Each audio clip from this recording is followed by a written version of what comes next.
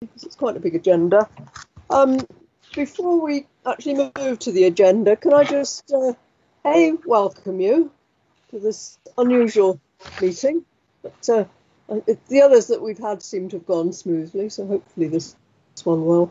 And secondly, just to give you a few ground rules, please.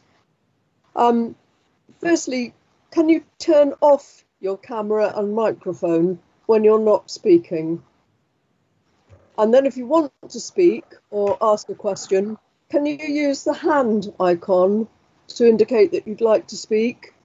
And when you finish speaking, put it down again. And if you don't have the hand icon on your computer, then can you turn on your camera and physically put up your hand, and I'll try and spot you. I'll then choose you in alphabetical order of surname. For any further comments or questions, I'll again use that list of members, but in reverse order. On item 10, we will need to decide which issues to put forward for further investigation, and I'll ask each of you in turn whether you want to vote for the topic. Hello, Abdul. Hi. Whether you want to vote for that topic, against it, or whether you want to abstain.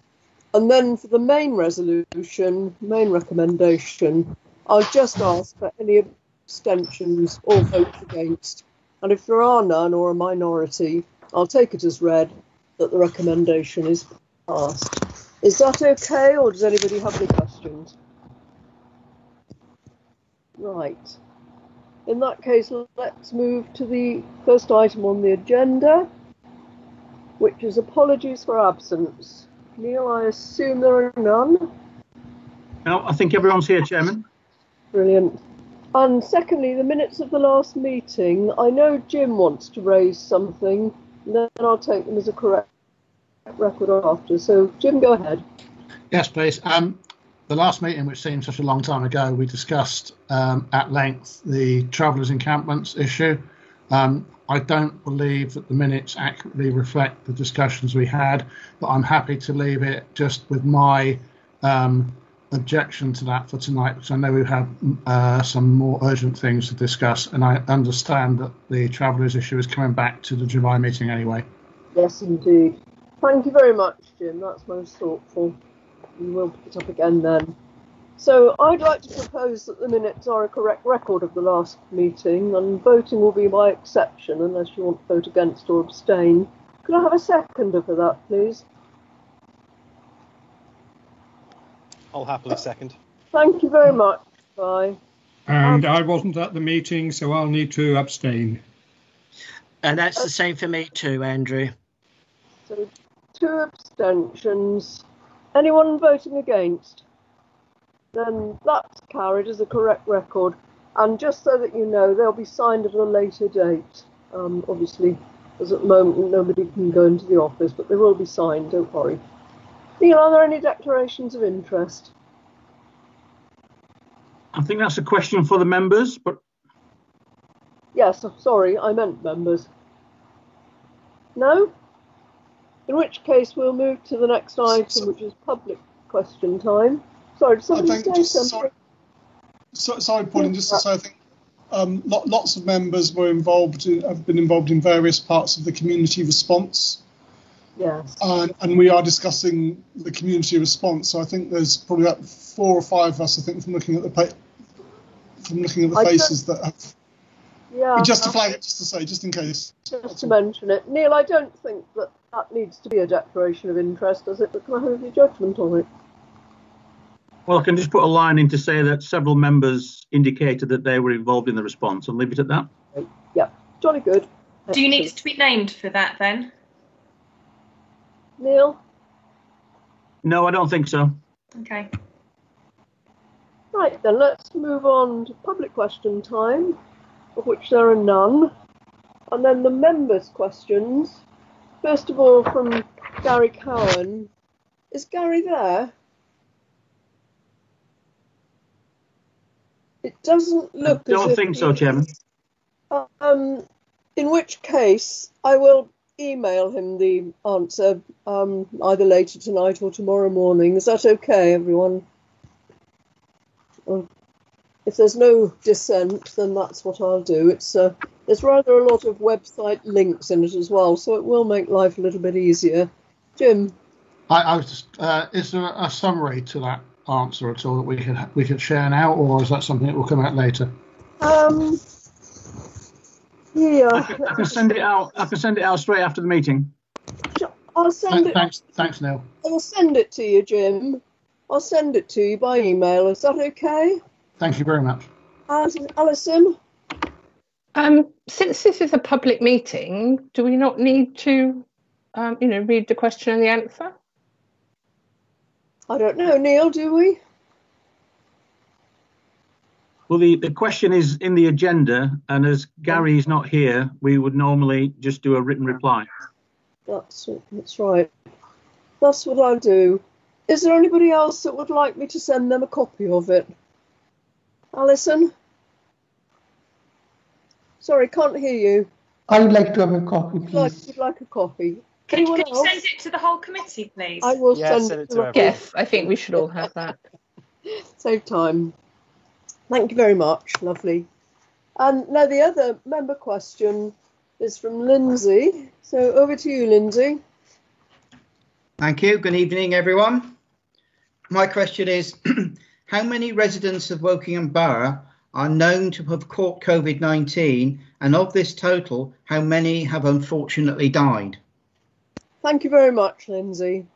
The answer is that this council produces a weekly report to help residents understand the impact of COVID-19 and what the various data sets mean.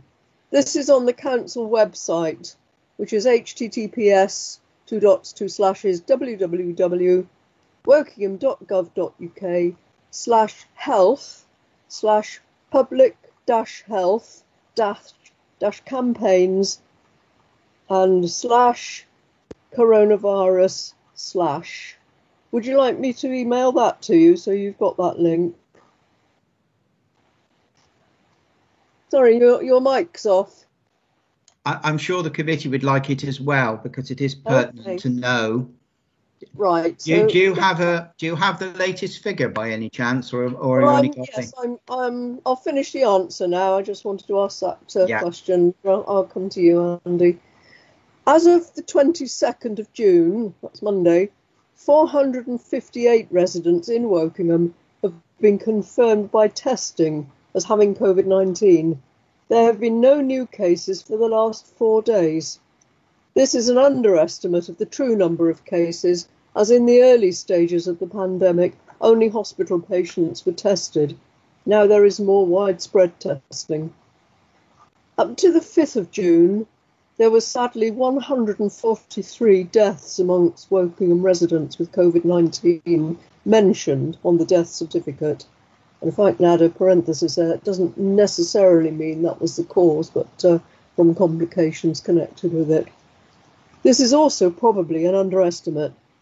For the same reasons above, not everyone with symptoms was tested. The all-cause mortality is a better predictor of the impact of the pandemic, as we can compare the expected number of death rates for the same point in the previous 5 years.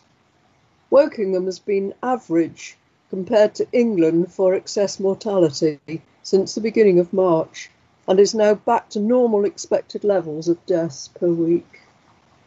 Lindsay, do you have a supplementary? Yes, I do. It's to follow on with what you're working at. Will this information and any issues learned be included in the council's COVID-19 investigation? I'm sure it will be, but I will ask Susan if she'd like to confirm that. Thank you. Susan? Yes, Susan? Absolutely. Yes, we will cover that. And I'm sure if you look at the report, which we produce on a weekly basis, which has all the data in it, that will be helpful to you as well. Thank you very much, Susan. Andy?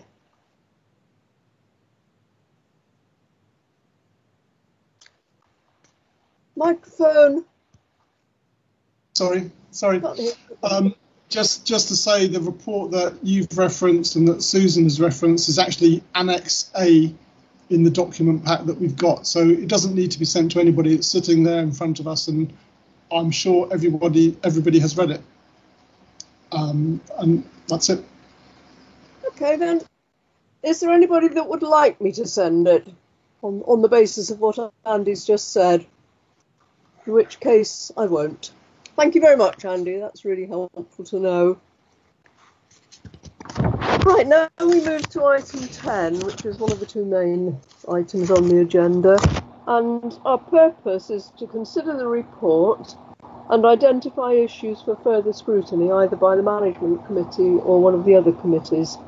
Susan will give a brief introduction to the report. There have been no questions submitted, but after Susan's spoken, I'll ask anyone if they have any questions, not comments at that stage, but questions. So after that, we'll have the discussion. So Susan, would you like to do an introduction to the report, please? Thank you, Chair. So I hope everybody can hear me. So what I'm going to do is flag some key points and give a flavour of what has actually taken place in how we've responded to COVID-19. And of course, you will cover much more detail in future overview and scrutiny meetings. As we've talked about, COVID-19 has had a huge impact on the organisation and on the population locally and across the country and beyond. And what we've done locally in terms of when COVID actually started and what we shifted our focus as an organisation on making decisions around sort of COVID and the emerging issues, which meant very much rapid decision making. We also changed our practice to get better outcomes for our residents and worked extensively in partnership. And what I'm going to do is just talk a little bit throughout the report. So COVID-19, it's had a huge impact on the lives of every resident in the borough. And I want to say that the response to the pandemic continues with ongoing significant workloads for our staff. So absolutely, it's very much a significant part of the work that we're doing right now. Now, if I take you to section 1.3, that gives you an outline of the approach that we've taken. So if you look at that in your report, I'm not going to go through it, but it gives you an indication of the different elements of the response.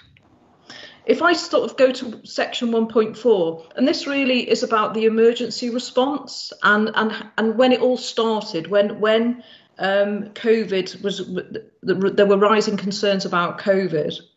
So at the end of February, we started our emergency planning group, and then as the situation developed, this transitioned into our sort of gold and silver leadership group, which I chair, alongside Graham as well, because if I'm not chairing it, Graham will chair it. And that's the best practice in terms of a major incident scenario. And I particularly wanted to draw your attention to that because this group, we were meeting 3 times a day at the start of this crisis. And because we were dealing with the particular issues that were arising from the guidance that the government were actually providing.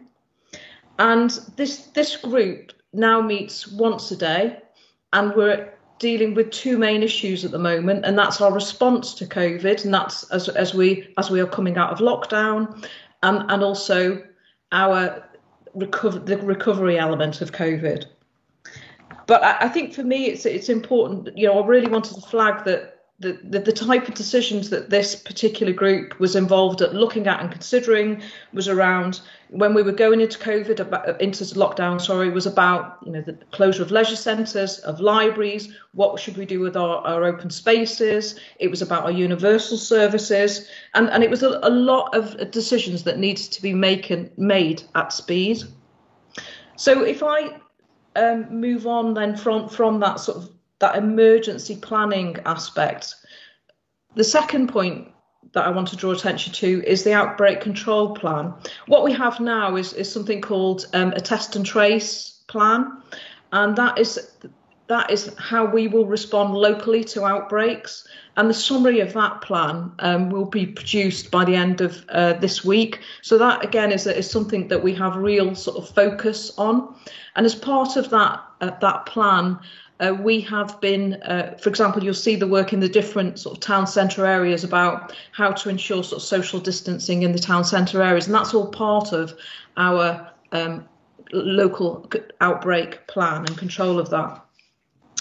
So if I move on to our response to COVID-19, if I first take care homes, which is particularly mentioned in the report, I just wanted to flag really that there's about a page and a half there about how we've responded to care homes that in no way can actually convey the depth and the breadth of work that's actually taken and been taken with our officers. And we talk on page 21, at the top of page 21, about how we've worked on attaining PPE to help with care providers, providing regular advice and guidance, and then helping with the testing. And that was really, at the start of COVID and the sort of like medium term of COVID.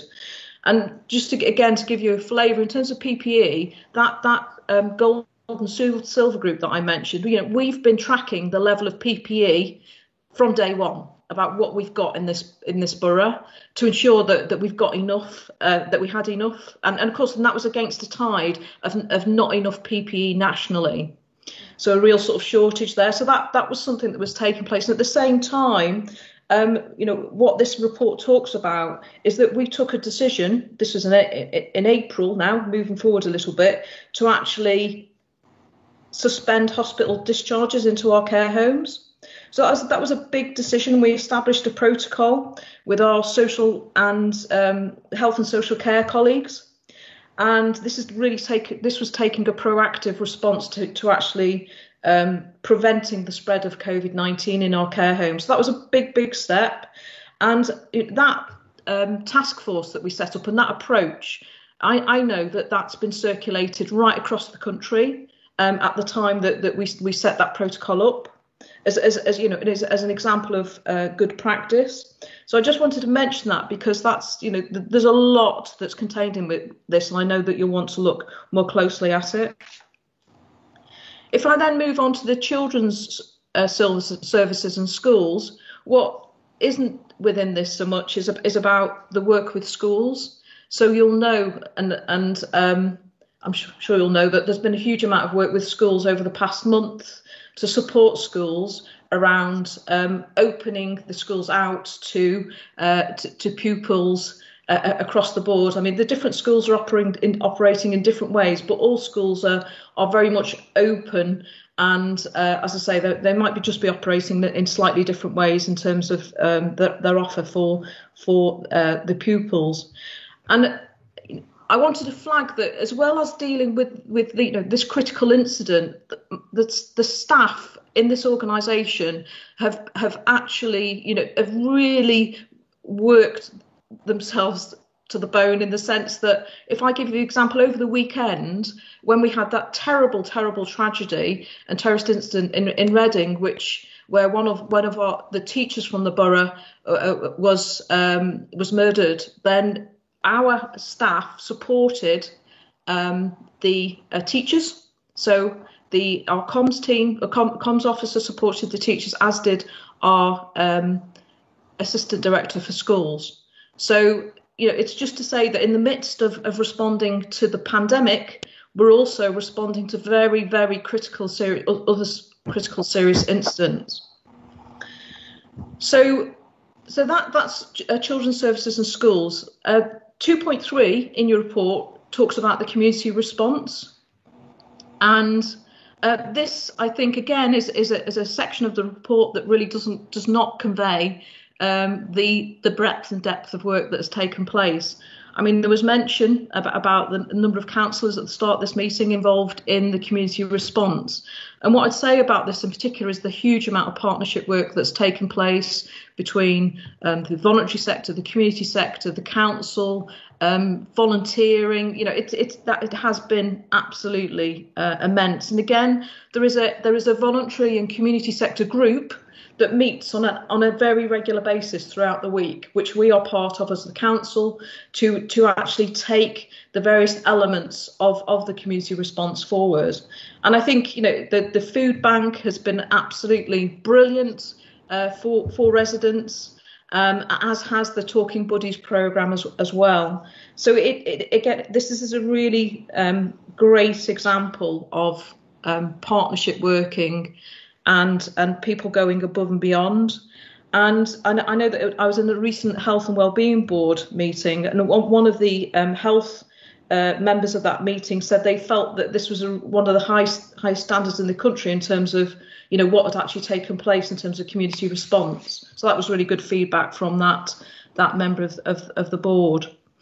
If I move to universal services, I'm not going to say too much about that, only that really we sought to, as a council, to keep as many of the services open as we could for as long as possible. And if I take libraries, for example, we've really whilst the physical buildings are closed, we've really sought to expand our online service. And a large proportion of those staff that are in libraries have actually been part of the adult services department, supporting all of the more vulnerable people. And I think that if I just want to go back a page, that talking about vulnerable people, that community response, that figure where the council has gone from helping 1,850 people to 5,000 almost overnight, which is a significant number in terms of people that have been supported. So in terms of businesses, I mean, I think I'll hand over to Graham about that in a moment, but obviously we have been providing the financial support that has come by the government to business as well. So we've administered that support, and Graham can in particular talk about that. The report on 2.6 talks about the council staff. Broadly speaking, about as the graph shows, about 88 staff FTE were moved from one role to another, and they gladly took up those very different roles, and a lot are continuing in those very different roles. And I think that for me, that is really fantastic and demonstrates the passion, dedication and willingness to do something different to actually get that better outcome. So it's really fantastic that staff were really willing to do that. And and whilst they've done that whilst they've been living with uncertainty themselves, because I think that COVID-19 has created that feeling of uncertainty for us all. So the staff have done that regardless. And 2.8 in the report talks about communication and engagement. So there's been a whole range of communication, mainly via social media. But it's really interesting. There have been different ways to engage with residents. So if I think about I talked about the food drops, and what's actually happened is that through the food drops, there was that ability to have a face-to-face engagement with some of our residents by the person that dropped the food, and feedback if they actually spotted any issues with the individual that they were dropping the food off to. And I know that because I got a number of calls from people who were involved, volunteers who were involved in dropping that food off, where they were concerned about some of our residents. So that was a way of, an opportunity and a way of engaging with our residents. So if I go to 2.9, what I wanted to do on 2.9 is clarify one of the paragraphs at the end of 2.9. What it talks about is referring this report as key evidence to the government when the government are considering their emergency response. What I would like to say is I wanted to clarify that and say that we should send something once we carried out the scrutiny. You've carried out the scrutiny, because then I think it will be a fuller and more considered response that can be submitted to government. So I just wanted to actually clarify that. So this is not saying we should submit this report that's in front of you for government at this moment in time.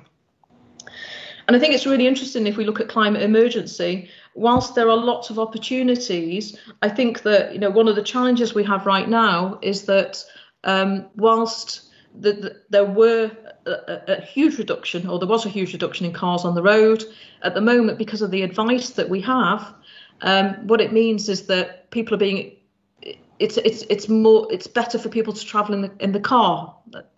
So people are not necessarily being encouraged to use public transport. So that then means that there are more cars on the road. That yes, there are still more people working at home. So hopefully that will have an impact, i.e. not so many cars, but still that whilst there are opportunities, that I think there are still issues to work through. In terms of the report, it talks about the financial impacts, and clearly, you know, there's a big sort of financial impact on the council. You'll see from the news yourself about various councils who see themselves in a very difficult position. I saw sort of a few moments ago that Manchester City were thinking about Section 114. So you know, there are lots of a number of councils in particular that are actually in quite troubling circumstances financially.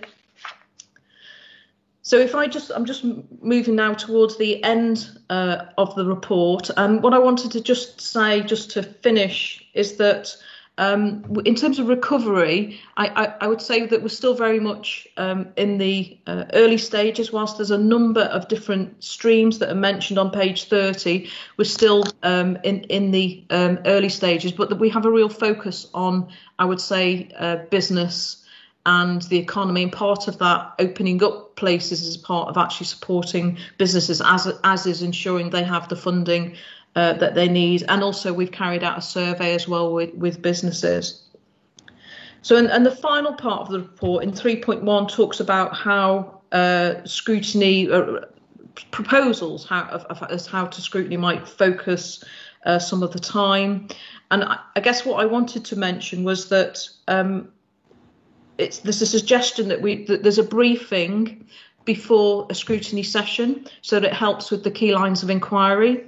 So, for example, if I take care homes as a first theme, we think it would be good to do it for you to have a briefing on that, on exactly what's taken place, so that can help with determining your key lines of inquiry. And I think, Chair, that was about as much as I wanted to cover. There's been there's so much work that's actually taken place. It's easy to forget as we're constantly moving forward and responding to sort of changing guidance. But there has been a huge amount of work, and I can see that Graham has got his hand up as well. Okay, then. See you then, Graham. Okay. Thank you, Chairman. Yes, I wanted to pick up on a couple of specifics and then some of the broader issues to inform the committee and how it goes about its work. Around the businesses that Susan mentioned, again, that's again had so many components of what Susan was talking about. We treated our businesses as absolutely critical and the vulnerable in the community from a business perspective, and we tried to get the grants to those most in need as quickly as we could, and that included responding, for example, redeploying staff around the organisation, and those staff worked immensely hard. Even those that were redeployed were working weekends, so that type of behaviour, those types of endeavours were going on in the businesses. And of course, it was pretty frenetic in the world of finance and indeed across the council. Moving to the more general, and for me, this is the most significant point from my perspective, is what you're potentially looking at is everything the council does and more. So you've got the community, the business and economy, care homes, partnerships, children's services, local democracy, universal services, finance. It's everything, pretty much everything I can think of that the council does. So it impacted us hugely. We become unrecognisable in many ways as an organisation. So that's the immensity of the impact. What the reason why I'm telling you this is you can look at all of that and more. And of course, in all of that, we've got our partnerships, we've got the voluntary sector, we've got the health, we've got the police has been written, we've got the government guidance, we've got the local resilience forum. The places to look are immense and huge, and we could spend all of our time this year and next year looking at all of this in its largest sense as a system responding to a crisis. We were just a part player, albeit an important part player, much of the time, and we were responding to how other agencies were making decisions and positions they were taking. So what I want to say is this could be so big it becomes overwhelming and undigestible. So I think narrowing the focus to what makes the biggest difference for Wokingham Borough Council. We obviously can get embroiled in all sorts of regional and national considerations, but it might not make a jot of difference for Wokingham Borough Council and how we move forward with our recovery or indeed respond to another significant outbreak. So I think scope is really important for us to understand how big do we want this is. And obviously the bigger it is, the harder it is for us to work through, digest and get a purposeful outcome. The other thing I want to say, and Susan more than touched on this, is that this council is currently dealing with three major perspectives or responses. One is the response to the crisis. That's still going on. That's still here and now. And adult social care, for example, and indeed children's are very, very embroiled in that day to day. So the organisation is dealing with the response. At the same time, we're diverting an awful lot of time, rightly, to the recovery, because we need to bounce back out of this as quickly as we can and move on with our key objectives and building on what's good. And obviously that's the purpose of this meeting. And also we're dealing with the BAU. So, I mean, just to give you, and this is just a simple vignette for you to understand that you can extrapolate across the council. So in my finance staff, there are not that many finance staff, they're currently making returns to the government around COVID, quite extensive returns, and they have to keep returning that by a certain pattern. Of course, that's important, so the government gets all their intelligence. At the same time, we're still closing our accounts for last year. That hasn't changed. We might have a couple of weeks more or a month more, but we've still got to get all the accounts in, all the accruals, all the entries and everything to do the statement of accounts in the way we always did.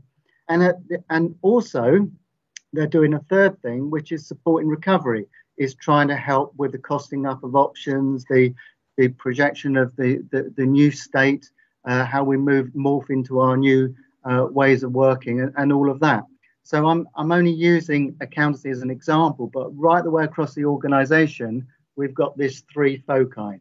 So the reason why I'm stressing this is I completely respect the importance of us dealing, being held to account and us learning. And obviously that's why Susan as the chief executive and me as the deputy chief executive are here today, because this is really important. And it's absolutely right that you discharge your constitutional responsibilities and we learn what we can. But I do want to stress, if we get too over eager in terms of broadening the scope and requirements for information, we will dislodge a very delicate balance that the organisation is facing. We have one of the lowest staffing ratios in the whole of the country, coming out, of course, the fact that we are the lowest funded as a unitary authority, and therefore we have to be really careful of how few staff we have, and they are stretched across these three fronts. So I won't go on anymore. I've gone on long enough, but I just really wanted to stress the scope and the level of detail, the hunger and thirst for information. I completely understand it, but please appreciate the pressure that staff are currently facing right now and will do for the foreseeable future. Thank you very much, Graham and Susan, and thank you, Graham, for that warning at the end. And can I say how much we appreciate the detail that went into it by everybody that had an input into that report. It was extremely helpful. Now I've got 6 people that want to ask a question. Remember, questions now, please, not comments. Otherwise I shall just turn you off. And I'll take them in alphabetical order. That's Paul, Jim, Sarah, Andrew, Rochelle and Oliver. So first of all, Paul, your question, please. Yes, thank you, Chairman. I'd just like to thank Susan and Graham for that very comprehensive summary, and also thank all officers at Wokingham Borough for an absolutely excellent work they've done during a very difficult time. It's very, very much appreciated. I just got a clarification on declaration of interest first, because I'm a director of a small business and we are talking about small businesses and grants here under 2.5. I'm not sure if that would count. So I'll just leave that with Neil to think about that, I think, at the moment. I've got 2 questions. The first is emergency accommodation for rough sleepers. What is the current situation with that? And the second, on paragraph 1.4, page 18, just a clarification on a point Susan made. She said meetings took place 3 times a day through March and April. Was that immediately after the initial meeting on the 28th of February or from the 23rd of March when the Prime Minister announced the partial lockdown? Thank you. Susan or Graham? I'm happy to take these. Okay, on rough sleepers, this was, I would say, one of our successes in response. Very, very quickly, we were down to just 1 rough sleeper who we were in constant contact with and refused to take up our offers of support, but we've continued to work with this individual. But everybody else have been properly housed, and that was effective within weeks of the lockdown. And as for the springing into action around governance, I was at the meeting. The report says, and rightly so, it was led by Matt Pope on the 28th of February, which is a Friday. It was actually 9:30 in the morning. And it was myself in Susan's absence that took that meeting with Matt. And we had education, children's services and public health and what have you around that table. That was on the Friday. On the Saturday, we had the first case, Wokingham case, the school teacher, which then enacted, so built on from that Friday meeting into the Gold. So Susan was in contact with the Gold team, and particularly Carol, because it was teachers. And then immediately into the Monday, we moved into a pattern, an increasing pattern, which very quickly, if not the Monday, then very quickly afterwards, was a pattern of 3 times a day. I can't remember exactly, but I know we definitely met as Gold before we had a first case, and we very quickly moved into a very intense rhythm of meeting as a Gold team. And obviously Susan can say more than that. Yeah, and I agree. I was just having a quick look at my diary, but to actually see, but I can't quite sort of like figure out precisely what date. But as Graham said, it was very soon after the 28th of February, because we were concerned, and that the case that we had in the school actually led us to take that action. And as Graham talked about, we were, we had meetings through the weekends as well, and depending on what something needed to be discussed, we would discuss it at the weekend and I'd have a CLT meeting or a Gold meeting, one or the other, to actually ensure that we were responding quickly to what was required. Thank you. What about the declaration of interest that Paul asked about? Any judgment on that, Susan or Neil?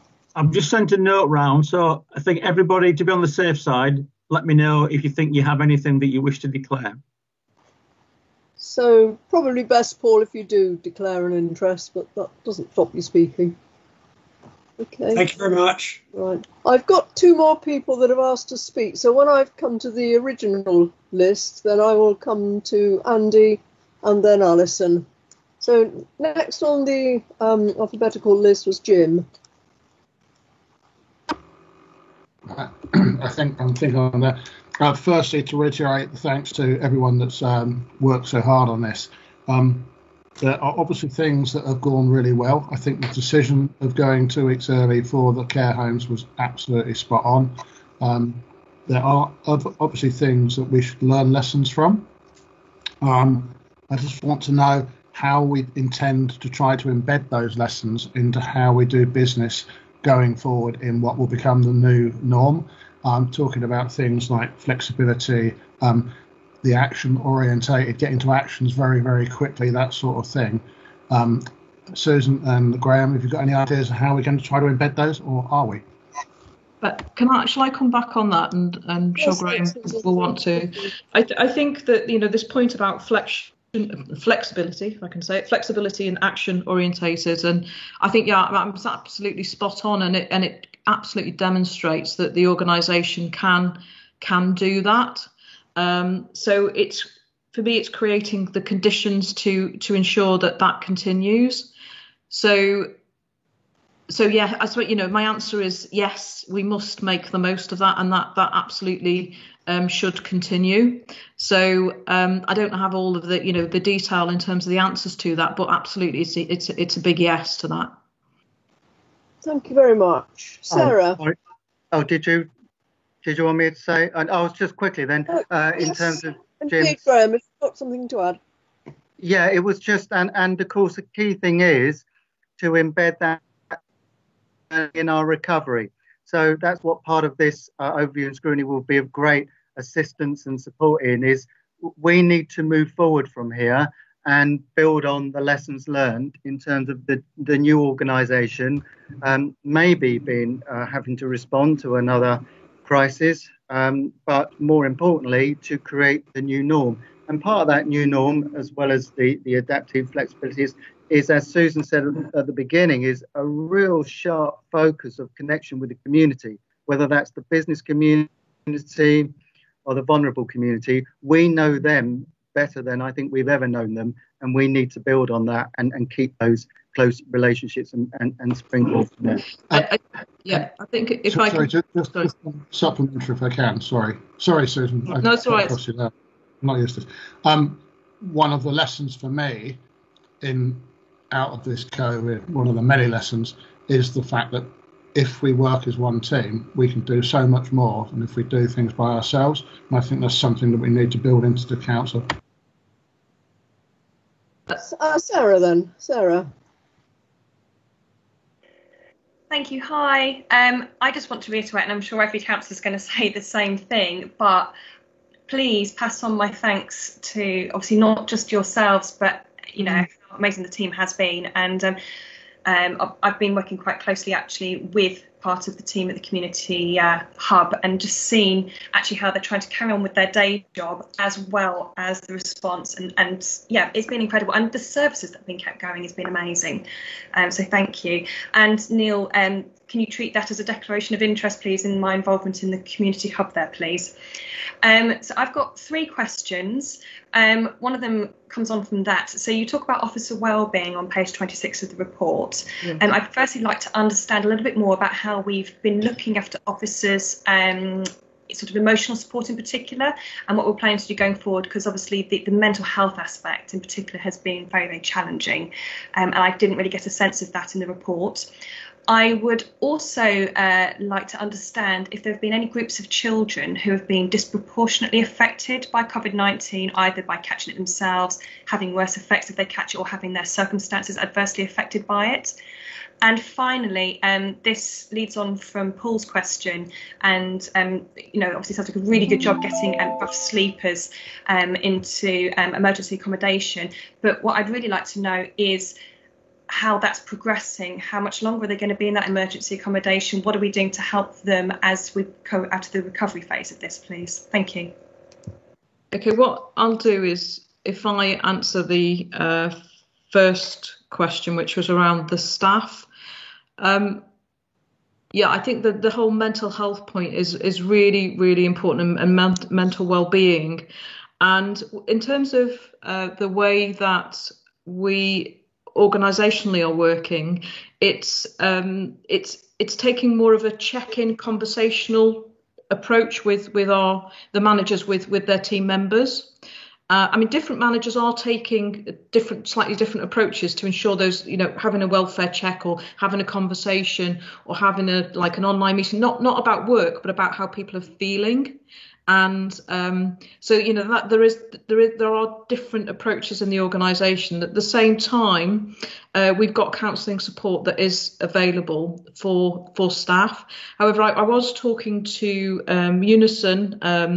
We were talking about this the other day about actually, getting that sort of greater sort of understanding about how everything ties together in terms of what we're doing with the support that we're actually giving, because if I think as well, and this is what I said to when we had our meeting the other day, was that we have COVID, we of going into lockdown itself.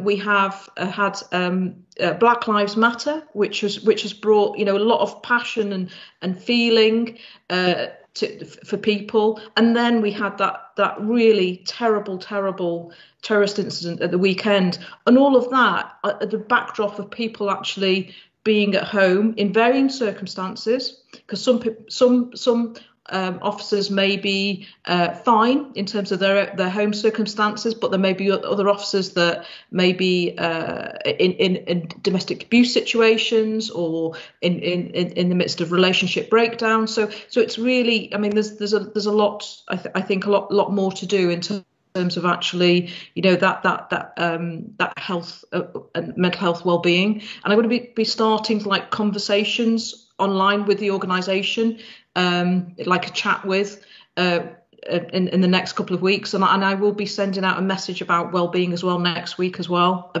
just again articulating what I've just described, and actually encouraging staff to use the counselling service as well. That sounds really positive. Can I just check what support of you and the senior leadership team have in this regard? Say that again, sorry, I didn't quite catch that. What support of you and your senior leadership team have in this regard? So what is available is I always encourage coaches for CLT. And also at the same time, we're a member of Solace as an organisation, where with senior officers are a member of that, and Solace have offered support as well which is free to senior officers across the country, because that's what we pay for through our subscriptions for various types of support. But it's a really important point to draw, and it's something to absolutely that I need to ensure is high on my agenda. Thank you. So your question about children, I would need to ask Carol about the specifics of that in terms of particular groups of children. We know, of course, that when we were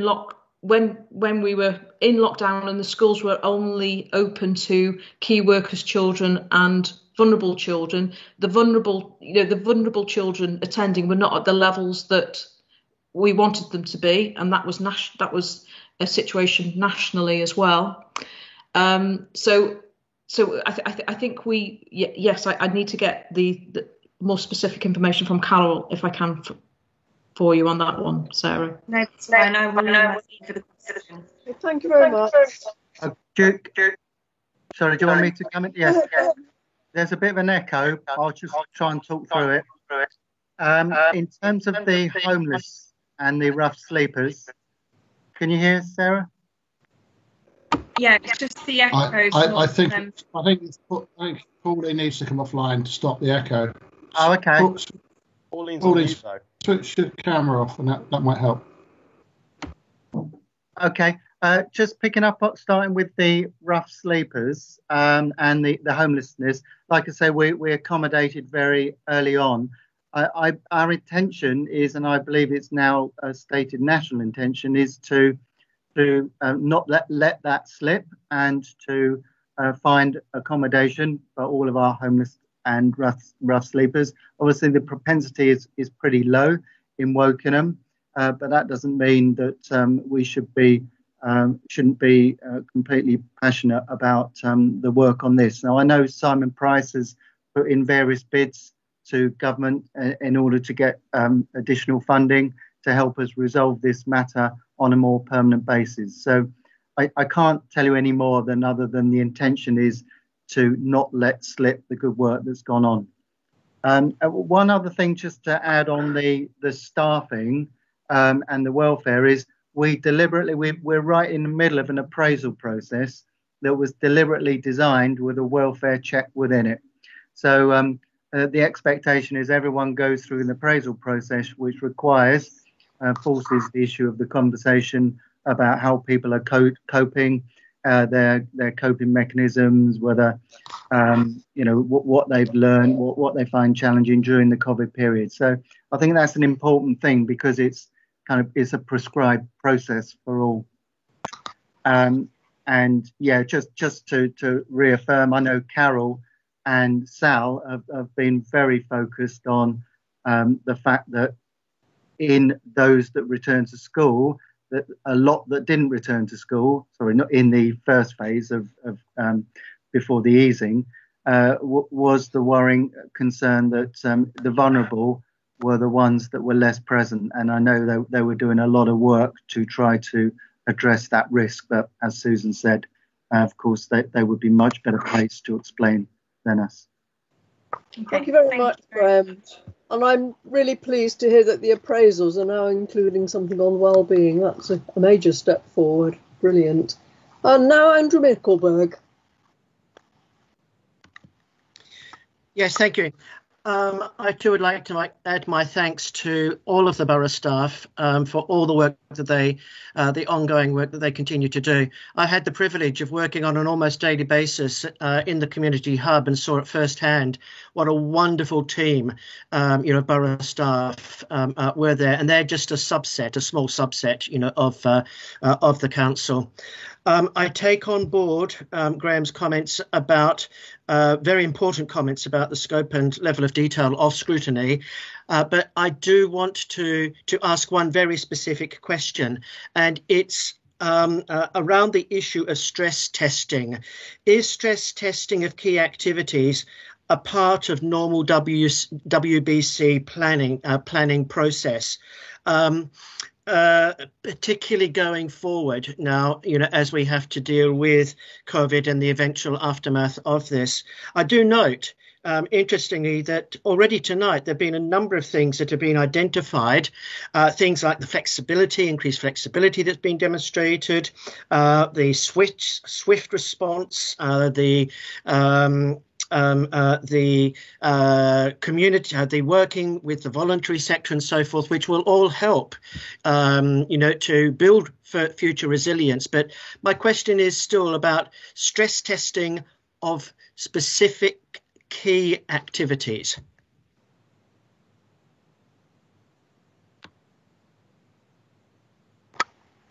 More Susan. Okay, so I'm go on, Graham, you go, and then I'll come to this one.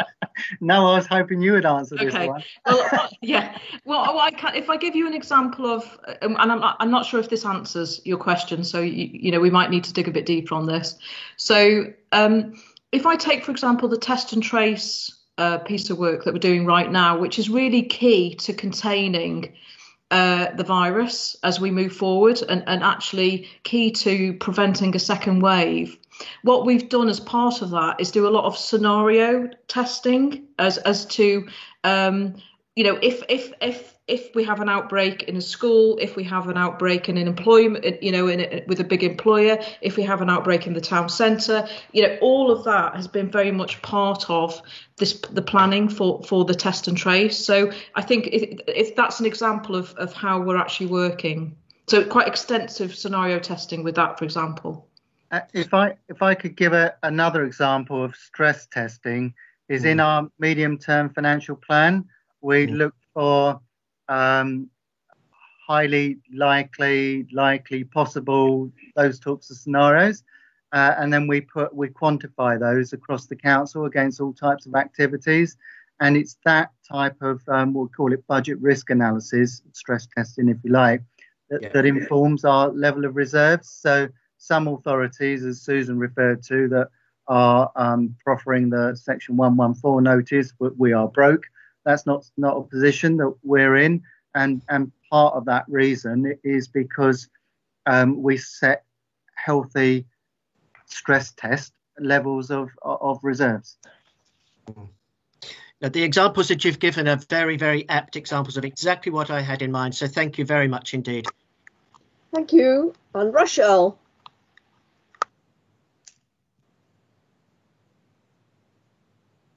Coming up. Okay. What have we learned from the pandemic that we can reuse if a second wave or local outbreak occurs? You've already discussed local outbreak. I also got two other questions. Would you like all of them at once, or would you rather have them separately? Yeah, can you say all of them, and then I can also be thinking about the answers to the questions. How will we recover our financial reserves used during the pandemic, and what will we do if we need more reserves to deal with a second wave or another disaster-type problem? The last question is, what effect has the pandemic had on the town center regeneration, both new businesses and sales of new homes, and possible housing problems due to lost jobs by our residents?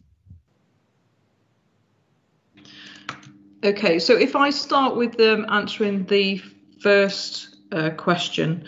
So in terms of what we've learned and that sort of prevention of a second wave, in terms of what is really key to preventing and containing are the very elements that we've put in place. So, for example, the task force that we've put in place for our care homes absolutely will contain the virus.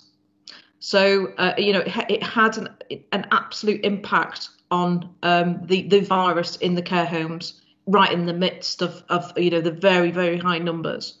At the same time, PPE, another element of actually how we properly contain a pandemic and the virus, is we have a much stronger supply of PPE right now. Now, it's not going to last us for the next 12 months, but what we also have is we have routes to attain more PPE, and the government, there's a greater national supply, and the government are going to put in place a system for supplying PPE as well. So that's another element. So PPE is important. Our task force testing is another element which is really important as well. So you'll know there's a lot more testing and different types of testing that can take place right across the country. What I would say, and the feedback that I've given to the MPs, is that we just need to simplify the testing a bit more, because there are so many different ways that somebody can test. It's really important that we know the outcomes of testing. We don't always know that right now. So that's another element. And then the very sort of test and trace plan that I talked about, that absolutely is very much part of helping to contain the virus.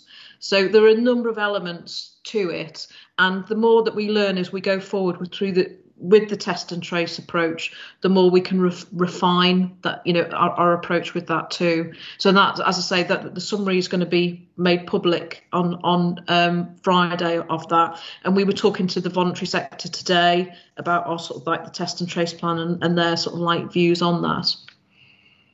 So in terms of the finances, I thought I'd hand over to Graham on this one. Thank you, Susan. I'm getting a bit of an echo again. I'm going to turn mine off. Okay. I'm still getting an echo. Oh, no, it's all right. Okay. Right. Okay. On to finances and natural reserves. I'm getting an echo. Is it Rochelle? Oh, all right. No, I'm okay now. Right, on to financial reserves. Yes, this will be a question. Every local authority, particular upper tier authority, because they have the responsibilities of adult social care and children's services, they'll be facing right the way throughout the country. So make note, we can't make any bones about that. This is impacted on this council in a way that nothing else before has. but we're not alone. And what I said previously is, coming into this crisis, we were very well set in order to be able to deal with this in a way that other authorities weren't. So that's why others are on the, if not they're already, they're on the precipice of Section 114 notices. What we don't know yet is whether there's going to be further grant repayment from the government. So there's a whole set of unknowns. And sorry, this is going to be a bit of a rambly answer, but I will get to the point. But there are so many unknowns, which is, will there be another tranche of crisis funding? We think there will be, because there's been a lot of rhetoric about it at many forums, whether it's been a CFO or a chief exec forum or what have you. There has been rhetoric that there will be. So I believe there will be, but I don't know how much. Also, we don't know yet what our grant settlement will be next year. Of course, we can make assumptions, but we don't know what it will be next year. And then we don't know what it will be for the next 4 years after the next 1 year settlement. So grants income is huge in the terms of the council's financial welfare. Other things that we obviously don't know is whether adult social care precepts might increase. Obviously, they've been introduced, will they increase? So what discretions we might have. Regardless of all of that, as the Chief Finance Officer, I have to set a safe budget. So if all of those things do not go our way, I still have to find a way to set a safe budget. And the only way I can do that is the way that I've always gone through this type of work, is what are all our income streams? How can we maximize, generate new income streams, bring more new lines or build on existing lines, forms of commercialization? What can we do to maximize the income into the council? Then what can we do? This isn't in a priority order, but what can we do to stem demand? So then we're talking about demand management, which is early intervention, prevention, self-sufficiency, helping communities be self-resilient and all of that, and using our collective social capital to do more and more and more. We all have to be in this together. So there will be forms of that. And then there will be other ways of reducing expenditure, ultimately determining what are our priorities and what must stop. And it may well be that we have to make some tough choices and say these things must stop. But of course, there needs to be a strong explanation as to why that is. And as well, I can also seek to take a view of other reserves that are in the council. Can we change our plans and move the money into general fund balances in order to either buy us time or fix the problem for now? What I would say is it's really important that we go about this with a medium to long-term view, and we don't, let's say, get the sledgehammer out and make really damaging changes and knee-jerk interventions that will cost us a lot more or give us really bad outcomes for our community later on. So I would say it's really complex. There's a lot that we will know as we go along the way. Regardless, I will have to respond to whatever presents itself, working with corporate leadership team and the executive and all of the stakeholders, which will include this committee as well. So all of that, we will have to work our way through it to set a safe budget. But what I would say, it will be a safe budget in the medium, as in there's a plan for it, may well be my recourse will be planning for the medium term as opposed to having immediate solutions for you if things go against us.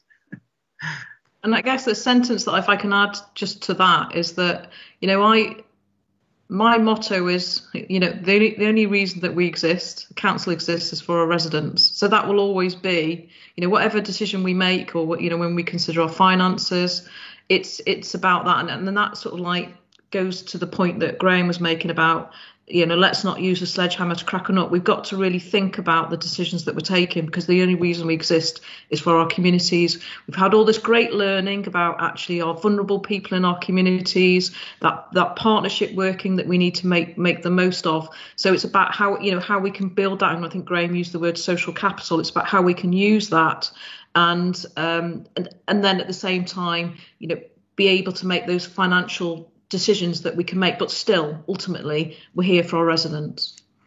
And moving on to the town centre, Wokingham Town Centre regeneration. Well, yes, of course, that was it was terrible impact for that in terms of its timing at all. Of course, it wouldn't have been good, but in terms of the timing, we were mid-flow. What I will say is, all the way since day one, of course, that's been a major concern. What's the impact on our businesses across the community, and of course a particular interest in the businesses that are in our units. And Bernie has been making a very regular contact, reaching out to those. And where we do have financial implications, we feed them through to the financial tracker. So they're all factored in. And of course, the town centre one, the main thing around that, it extends the payback period. So it's not a huge financial risk, because that one's ring fenced, and already the income is in excess of the debt, and when it was only partially let out. So the impact of that will knock back a bit the payback period before we start moving into unencumbered income. However, all the other lines of commercial, whether they were the old kind of Molly Miller's Lane, Hogwood Lane industrial estates, or whether they're part of the new, more ambitious commercial investment, all those have been monitored and factored through as well. I will say, of course, it's not great, but it's a lot more when we go into detail and when we get the rhetoric from. So Bernie keeps me closely appraised. He's still getting a lot of interest. And also with the house sale. So this is around the tenancies and particularly Peach Place, of course. He's still getting a lot of interest. There isn't a lot on the reds. So what we do is we factor red, amber, green. So green being that money's coming through as normal. The amber being, well, we're given a little bit of a holiday. There's just a cash flow issue, but we expect it to come back. And reds being, well, that we might not actually get the money at all. The reds are very small, so it's not as damning as one might think. And obviously, it's early days, and I can't tell. I can only say from keeping appraised to date, it's a lot more positive than I would have expected. We obviously will keep doing what we can to nurture those businesses, be as helpful as we can, especially those of our tenants, because it's no use to us or them if they become a bad debtor. Just like any business, we want to be as considerate and helpful to help them survive, because that's in our mutual interest. I think we just have to, there will be an impact. I would be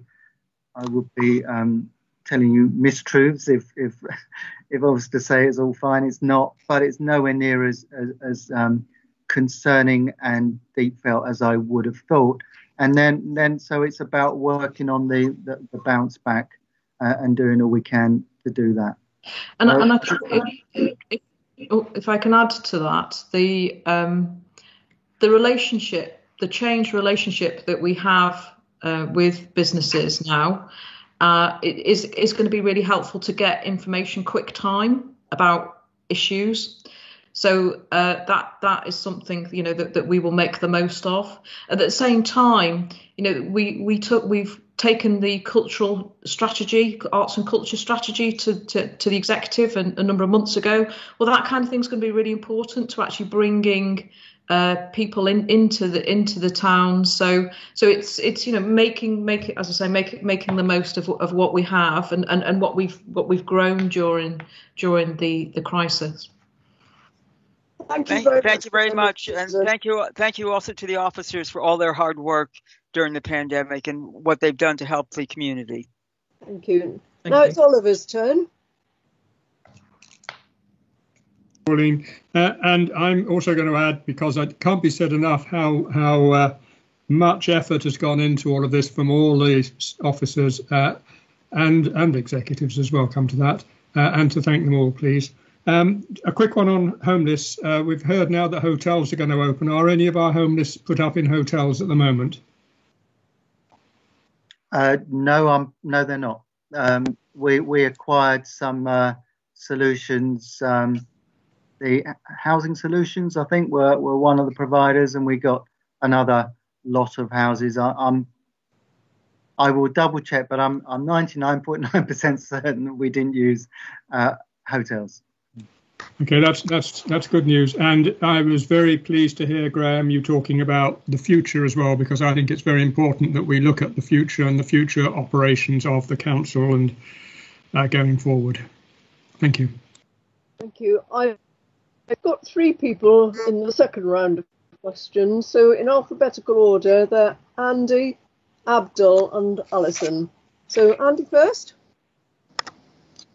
Hi Graham, hi Susan, nice to see you both again. I've seen a lot of you over the last few months, so I don't think I've actually said thank you for all the work I know you've both been doing.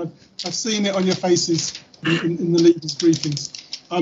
Having been in those briefings, I suspect I've got a slightly different perspective of what's been going on than some of the other members, so hopefully I don't tread on too many toes when I ask these questions. So you spoke about care homes, so I've got 4 questions. I'll run through them very, very quickly. First of all, on care homes, we know from the risk register that keeping care homes afloat has always been a concern because we need the care homes. In this report, we talk of the care homes, but we don't mention the extent of any financial support which we may have offered to the care homes, and I was surprised not to see that in there. I appreciate we can't name individual homes, but I was surprised to see that. I don't know if there's a reason. That's my first question. Why wouldn't we? The decision that was made was the right decision. Why wouldn't we celebrate that? Okay. The second point is on financial statements. Again, being in the leaders' meeting, I would have expected. We've discussed the impact on last year's statements, but I appreciate we can't give a final estimate. Obviously, this year it's in the middle of the year, but I know that we do have an estimate. I know that John Kaiser presents a spreadsheet in all the leaders' briefings, which has an estimate, and I think that would have been really useful to the members of the committee just to see where we are, particularly given the stuff we've seen in the paper today and the things that Graham has alluded to with councils on the verge of delivering 114 notices. And I think would it not be reassuring for members and residents to know we're not in that sort of situation? There's nothing in your forecast and the forecast that I've seen that suggests that. That's the second point. The third point is the new way of working, the new future working from home. I think there's a tendency in organisations and managers to try and drag their people back. How are we going to make sure that we don't gradually drift back to 9 till 5 in the office? I can see Graham smiling. I'm guessing he likes it at home and he won't be leading the charge to get everyone back in the office. I think it's something we have to be careful of because managers do like to have their people around them. How are we going to make sure that doesn't happen? And the fourth one is I read the section on local democracy. I know that local democracy was raised at audit committee, I think last month or the beginning of this month. And I have to say, I recognise some of the sentences in that report, but I just don't recognise the idea that council, in terms of the member involvement, continued. That there was no mention, it continues as we wanted it to. I think we got off easy in that we had PERDA for a lot of the time, so that meant there were meetings which we didn't have to have. But from my point of view, I think that was the part of the organisation which didn't work the most. And I just wondered why we gave such a positive spin on it. And we didn't even mention the leaders' briefings as well, which was sort of presented as an alternative to the normal democratic functioning of the council. So if I can just start, if I start and answer them in reverse order.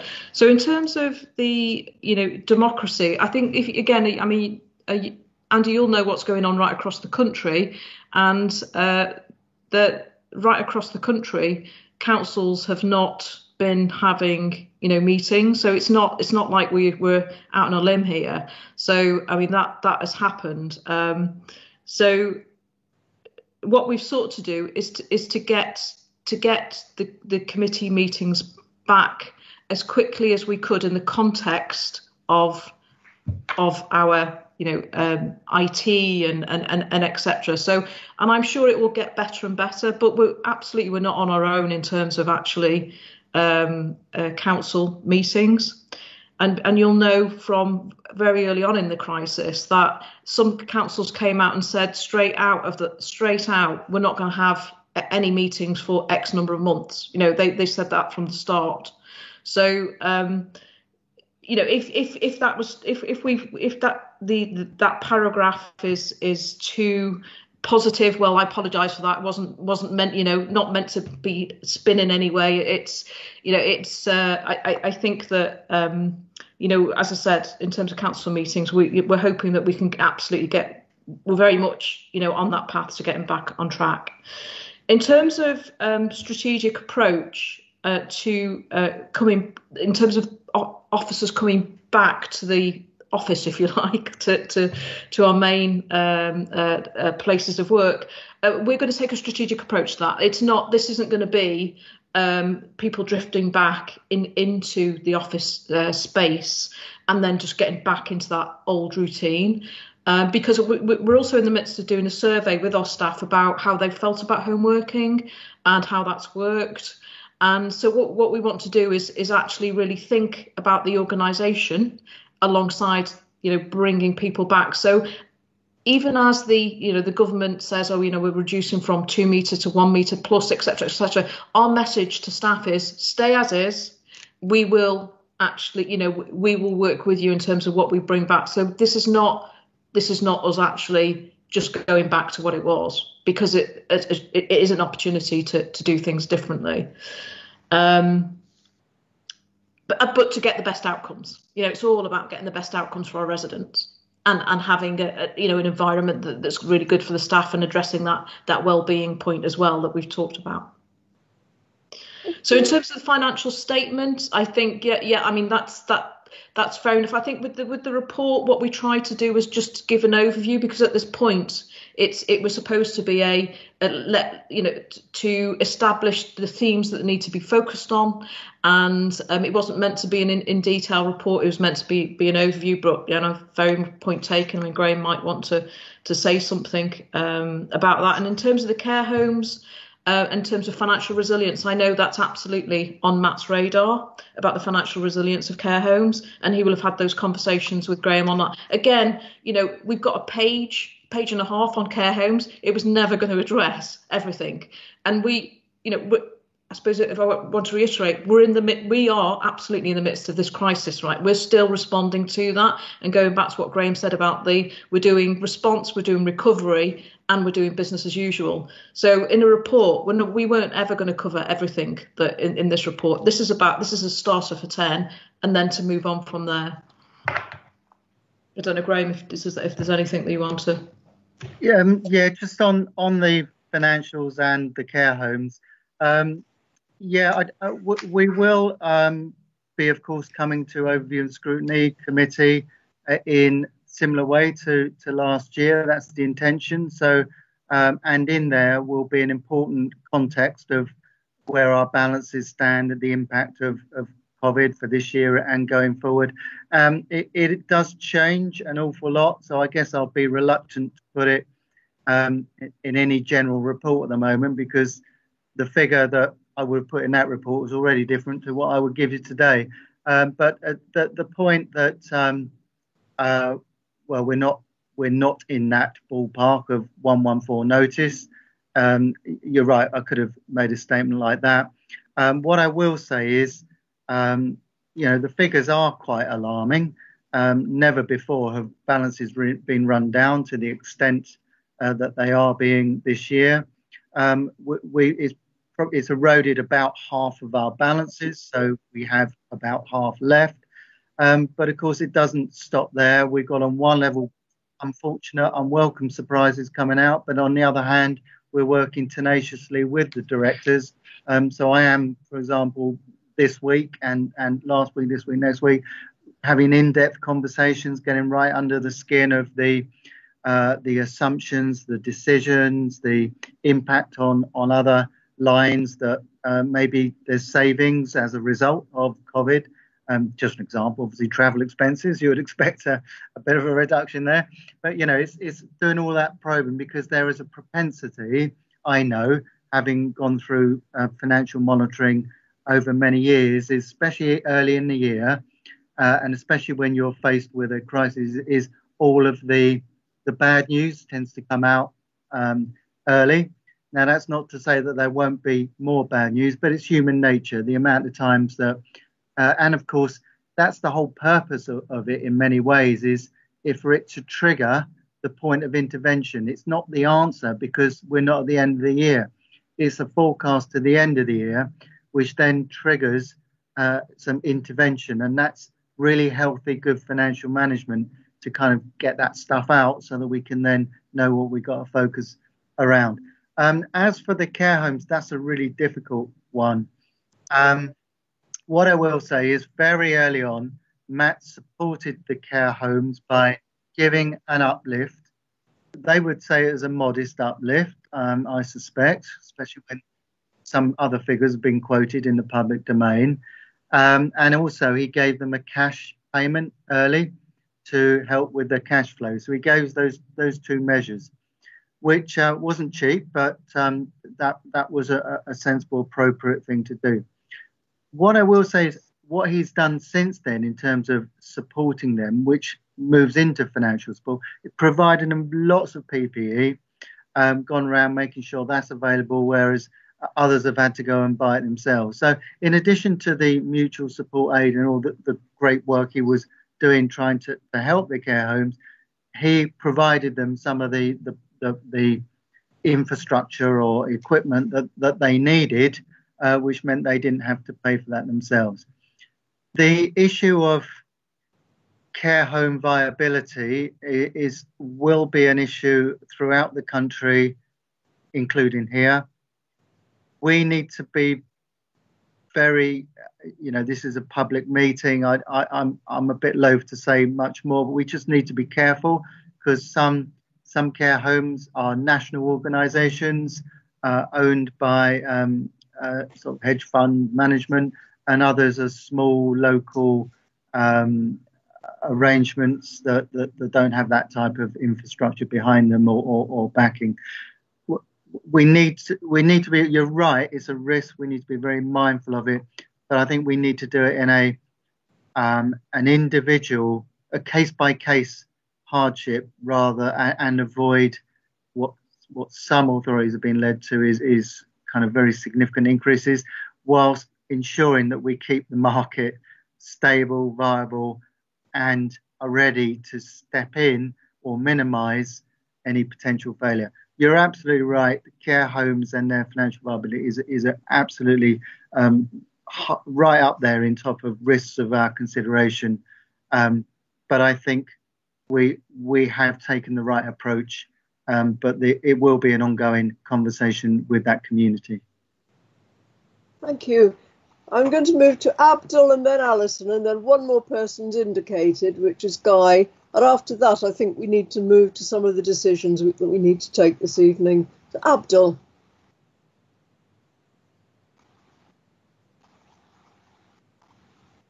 Microphone. Still on mute, Abdul. Lovely. Oh, good evening. I hear you now. All right, thank you, Chair. I think Graham just answered the question what I was going to ask about care home, about the money pumping in, whether we can get it back. However, I think you have given me verbally an answer. I've got the answer, the way you have explained it. So I'll go back to my other question I had.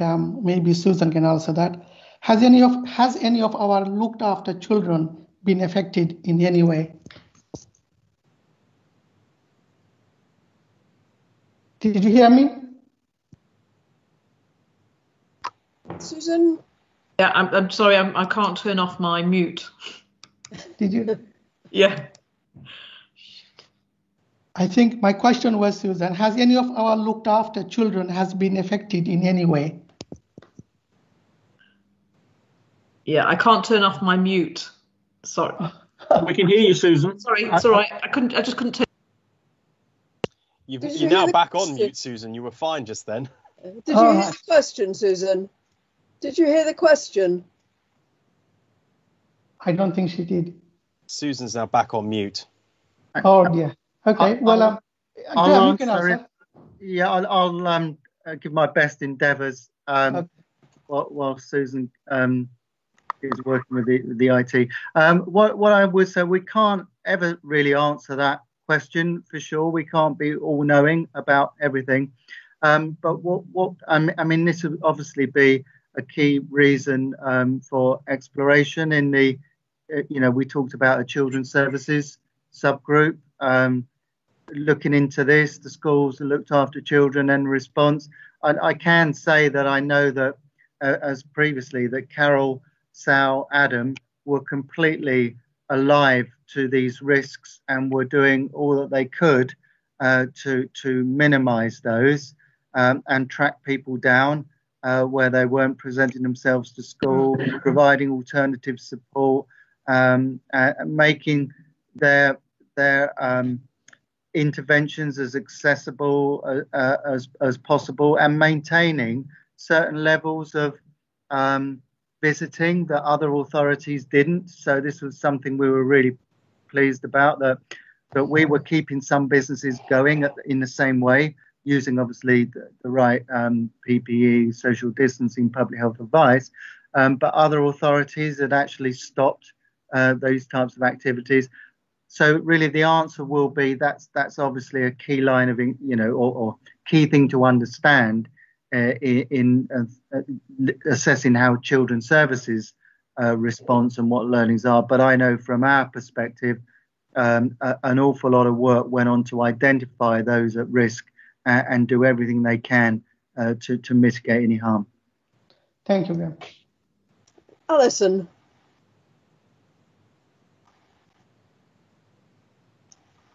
Hello, everybody. I will very briefly express my praise and thanks for all of the work by our officers and move straight on to my question. In the media this week, there's been a lot of talk about the impact on women and how women have been, having to look after their children, do the homeschooling and working from home. What I'm concerned about is, do we know the impact in our borough of lockdown on small businesses that provide childcare? And if any have gone out of business, which will mean there's a lot less places available, which will make it far harder for local women to return to work.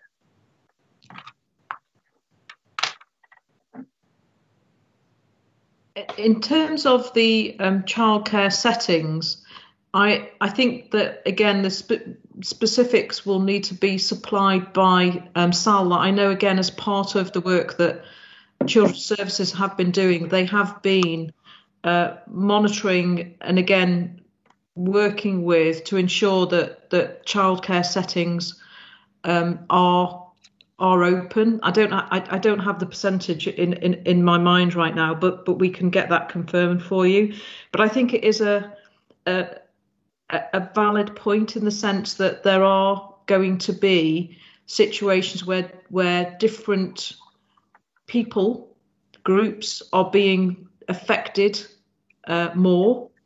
So I think your point about care is absolutely right in terms of where in people who work, women that are working from home who are also having to do schooling as well. I mean, it's absolutely a point well made, and I think it's through, as well as, like, for example, we're expecting reports on domestic abuse to actually increase as we come out of lockdown. We know that again, you'll have seen in the media that there are reports that it's been increasing. So I think that there are a number of elements that we have to understand more and then actually respond to that. But we can get specifics for you about the care settings. I mean, is that an essential business that we would give extra support to?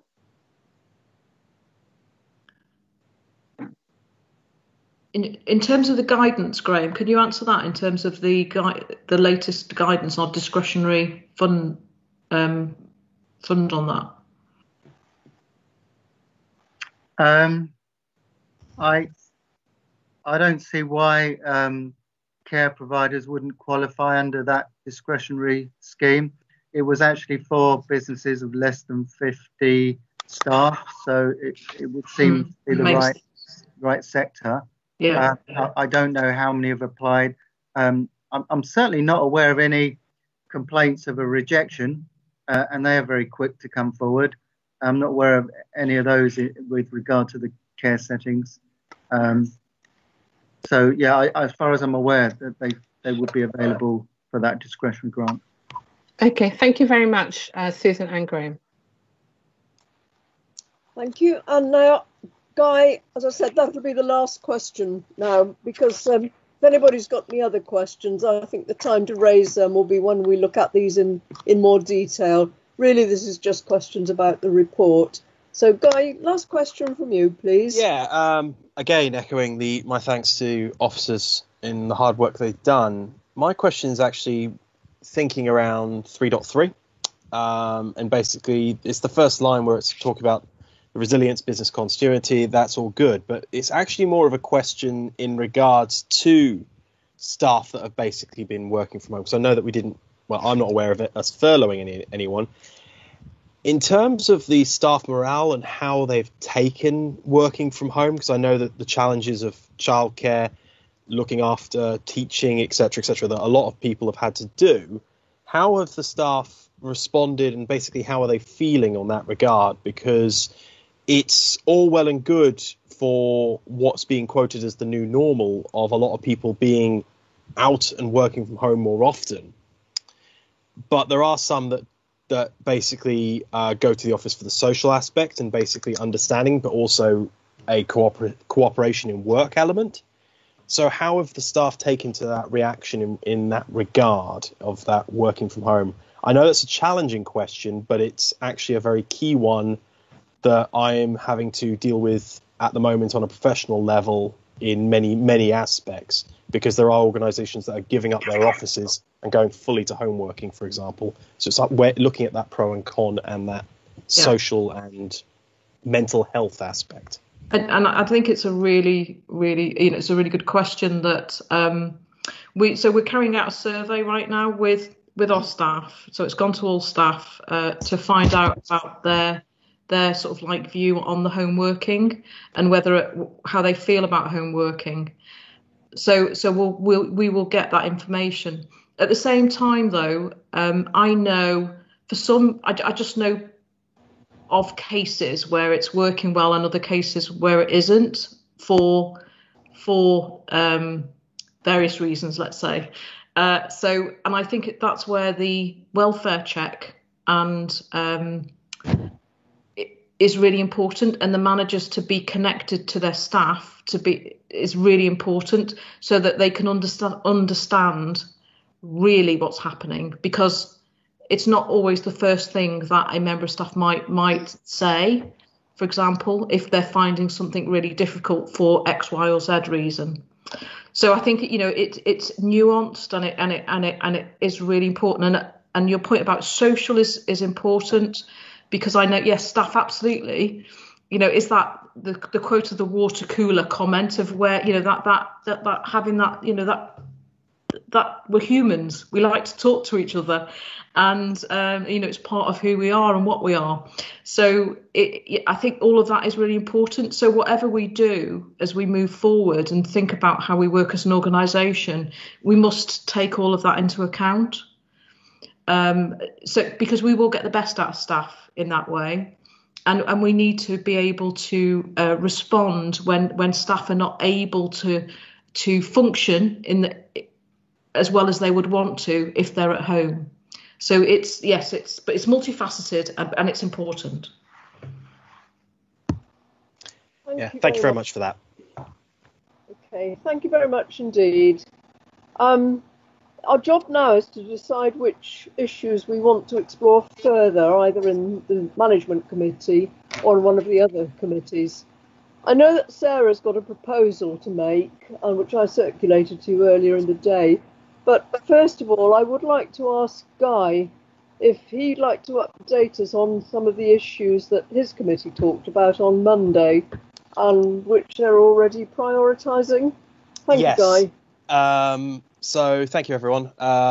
Basically, the community and corporate meeting met Monday night, going over several aspects. One of the aspects that basically we decided is effectively to look at it from a multifaceted approach, because if we look at the an example of the key lines of inquiry, we're already in the process of actioning some of them. So one aspect that effectively we're looking at, and we're going to look at first in a meeting at either the end of July or in August, is around the community response to COVID-19 and how basically that's worked, how the council's responded, etc. So we'll be working on some key lines of inquiries on that and looking at the research as proposed in the initial report. I've got too many files here. In the indicative timetable of the community response, which is right now stating August. So that's what we're looking for in that regard. One aspect that we're also going to be tagging on to that element is looking at the response in regards to the home, the social homes aspect. So in effect,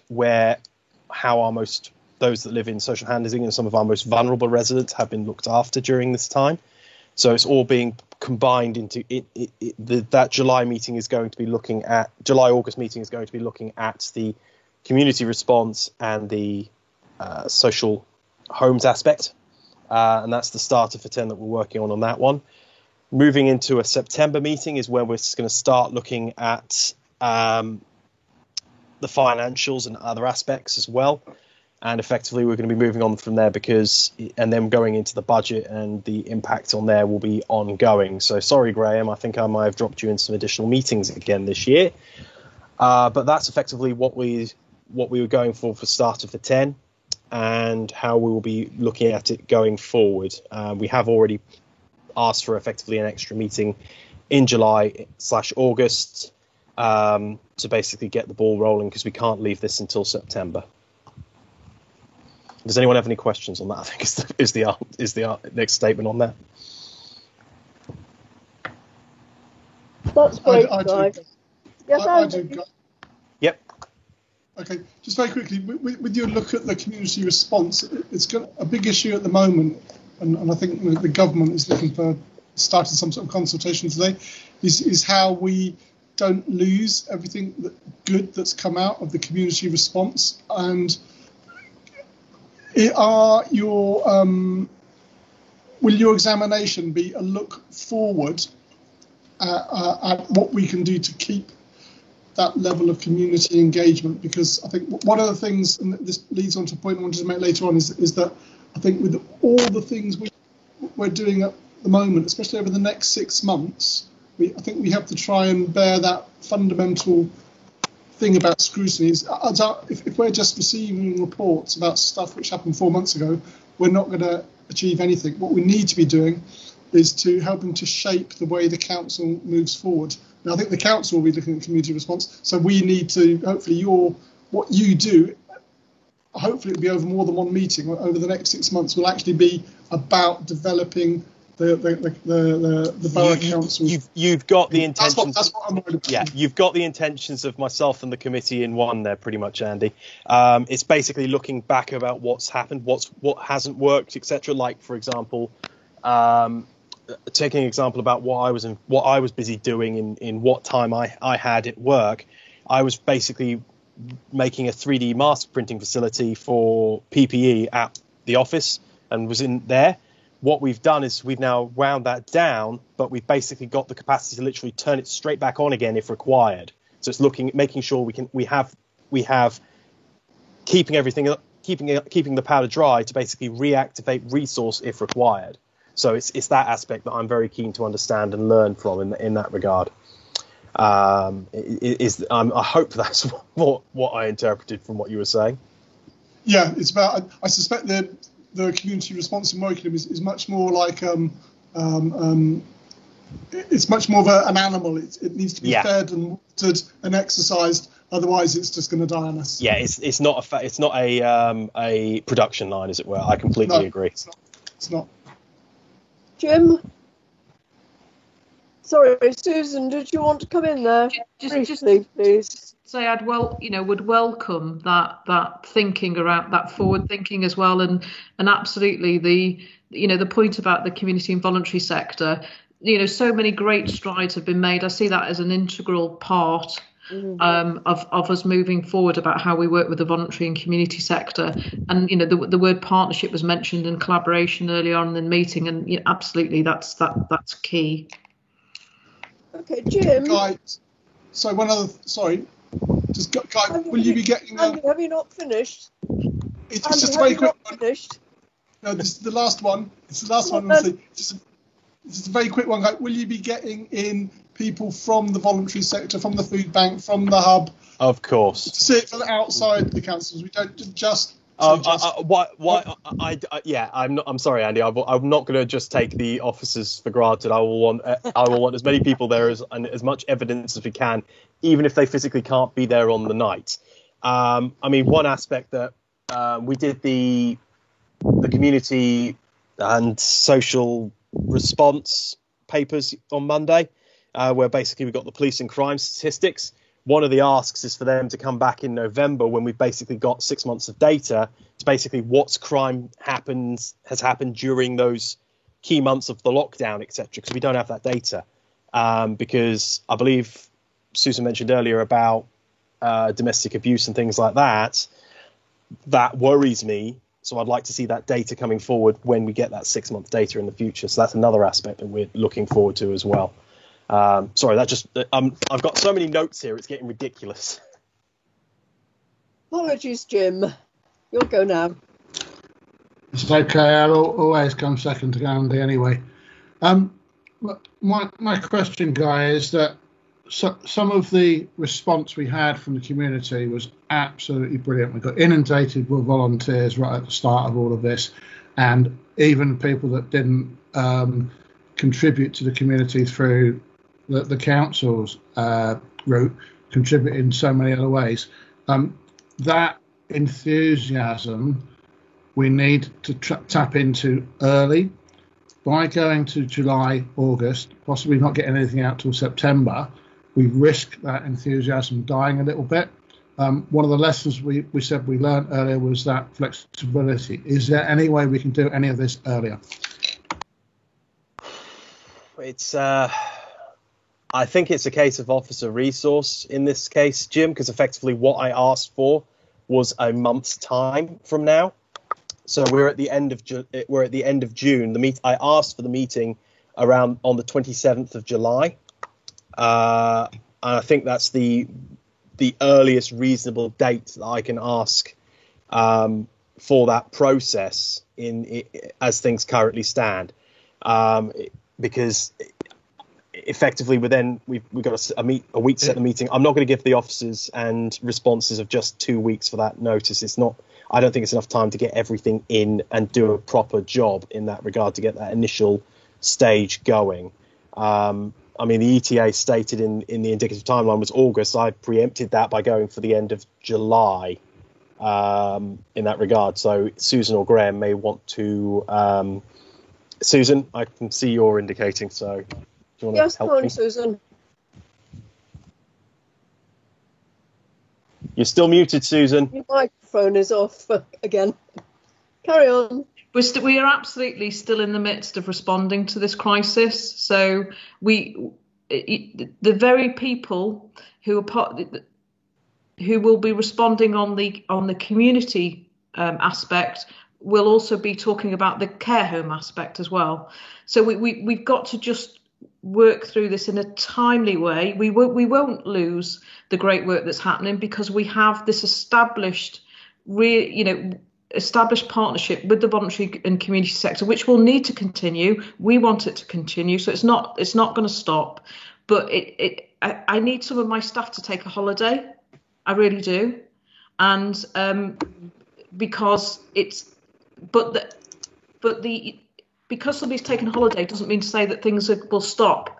You know, it's absolutely continuing, but we just need to give people a little bit of time. Neil, did you want to comment? I fully understand. Yeah, I fully understand that and support that, Susan. I'm just asking the question because I think we need to be conscious, as we said earlier, that we go into a month, 2 months, 3 months, 4 months in most of the decisions we take. As we said earlier, one of the lessons we've learned is how to be a little bit more speedy in that, but not at the expense of officers' health. Absolutely, because then they'll be able to come back and do what they need to do. Neil, I think you wanted to comment on that question. Just to say that we can start the process of gathering information from partners and from outside agencies, but we need to be cognizant of Susan's point about staff need a breather after all they've been through, and we need to try and balance those two things carefully as we go forwards. And the last question from Sarah to Guy. Okay, well, I've got a question, but I've also got to comment back on Jim's point as well. Having been heavily involved with managing the volunteers for one big part of the community response, we did initially see some of the enthusiasm fizzle out after as things started to change. But what's been apparent is one of the huge benefits of having something like the community hub and having volunteers is the benefit to the volunteers themselves, of them actually being able to get out, interact with people, for their mental health. And as such, one of the difficult things, having rolled back on some of the community hub response side of things, as we don't need it as much now, is the disappointment that we've seen in the volunteers, that it's sort of coming slowly to a close. But what we've managed to do is look at where there are other volunteering opportunities and put them in those directions. So I know there is something being worked on at the moment through adult social care, through some of those volunteers, to keep them on side at the moment, keep them going. I know that First Days, that was one of the charities that was involved in this, they've got volunteer opportunities as Hazards Class. So we're actually promoting those to those volunteers to keep them engaged and keep them working within the community. So I hope that's some kind of reassurance that it's not just all going to fizzle out. Because, I mean, I had one of the volunteers say to me, she said she's never really volunteered before in her life, and she's actually going to change her working pattern and is putting an application to volunteer at Citizens Advice Bureau as a result of the experience she's had, which I think is absolutely fantastic. But the comment, so the question I was going to make to Guy, Andy's already asked it specifically about getting the partner organisations in, and I would get the written responses, not all of them will be there, but I would also recommend that we also ask some of the volunteers that have been in each of these organisations as well to get their views on how they felt it went as well. And not everyone's obviously going to be able to come to a meeting, but definitely get the written responses. And if you want any context or any assistance with that, do please let me know. Yeah, that would be great to actually get those, the contacts. If you could let Neil or Callum know that list, and therefore it can go out from a official capacity, as it were, rather than a random email from someone like me, for example. No, but I want to check that they're okay to have their email addresses shared. Of course. As I said earlier, I think Neil's suggestion. Of sending out the data gathering communication. Very quickly, Jim, because we do need to move on.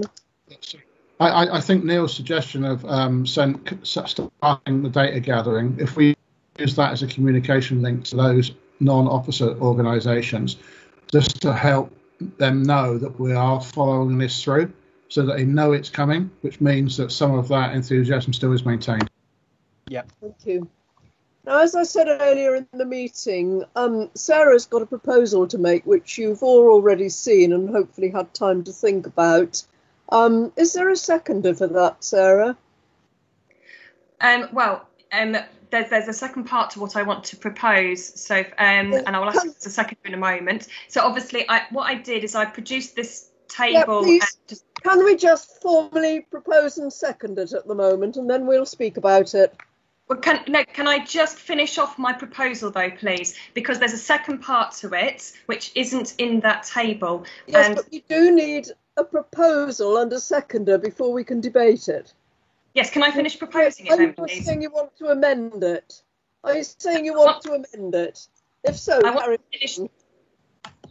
to finish proposing it. And in addition to proposing this table as a format, I also want to propose that we create a task and finish group for the management committee to explore, scrutinise and make recommendations for dealing with poverty in the borough. So have I got a seconder, please? Yes, I'll second that. Thank you. Thank you very much. Right. We've already got some of the things that Sarah's proposed in the main officer's report. So if I can quickly go through what Sarah circulated to us. We've got community response, recovery, the care homes, schools, children's services, finance, business and economy. They are already in the officer's report, and already Guy's committee is going to be looking at the community response and the finance and the budget, the business and the economy.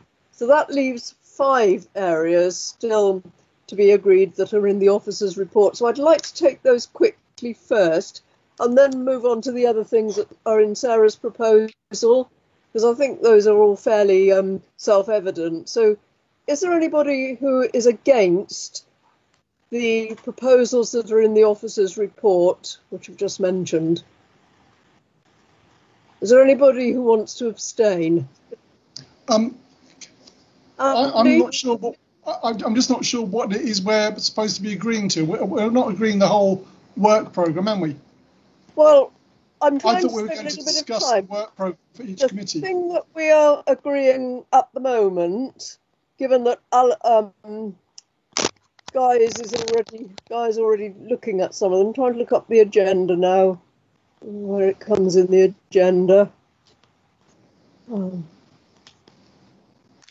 Yeah, it's on page 31. Okay, sorry. The indicative timetable. I'm suggesting that we agree that first and then look at the other things that Sarah's suggesting. Page 31. I'm just trying to find. Sorry, bear with me. So give me 2 seconds. Sorry. Okay. It wasn't how I was expecting it to go. 31. I think it's item 3.2, Andy, and it's on the it's on the page 17 of the COVID-19 response OS report version 3. You've got a different numbering system from me, but it is 3.2. Care homes, schools and children's services, finance and business, Would it be easier if I shared my screen? Yeah, can you share your screen, guys? Sorry. Yeah, sure, no problem. 1 second. Just to say, on the mod.gov, it's on page 31, if that helps. Yeah. Is that coming through? Yeah, that's it. Oh, thank you very much. That's super. So, going back to what I said then, is there anybody that wants to oppose any of those? Rochelle, you do? Rochelle, you want to vote against them? No, I don't want to vote against them. I didn't say anything. Is anyone wanting to abstain? Sorry, Pauline.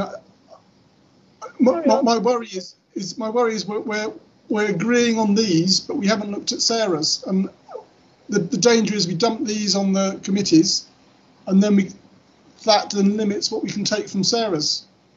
So I think what Pauline's proposing is that these ones in the indicative is effectively we match up what Sarah's proposing with these particular recommended committees in that regard. So I believe I saw that the community response was under management as a question mark, although I took the initiative overview and scrutiny, corporate and community took the initiative to take that on itself before management met. That's absolutely right, Guy. Thank you. And as you'll see from the list of 5, finance and business and community response have already been taken up by community and corporate. Yeah. But then, sorry, Pauline. So when I'm looking at, for example, at Sarah's, I'm seeing there's a point in there about track and trace, and that seems to be. Well, we will come to that in a minute, Andy. I'm not ignoring them at all, but it just seems to me that.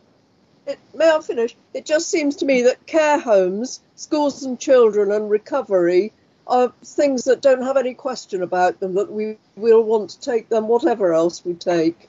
Am I wrong in that, Andy?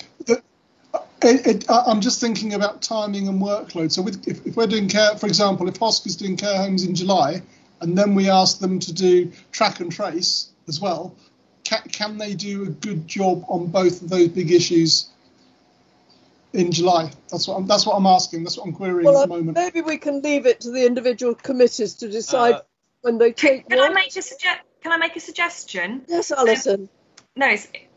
Sorry, Sarah. Just a quick suggestion. No, I think I was called on because I had my hand up, Sarah. I don't think that the management committee decides in which meeting the subcommittees discuss this. Management committee can pass these issues on to us. And then the committees can decide where it fits into, because we do have an existing forward programme of important matters we're looking at. Not to say these are insignificant, and they're equally important. But I think it's not really for this committee to decide exactly when each of the three will look at them.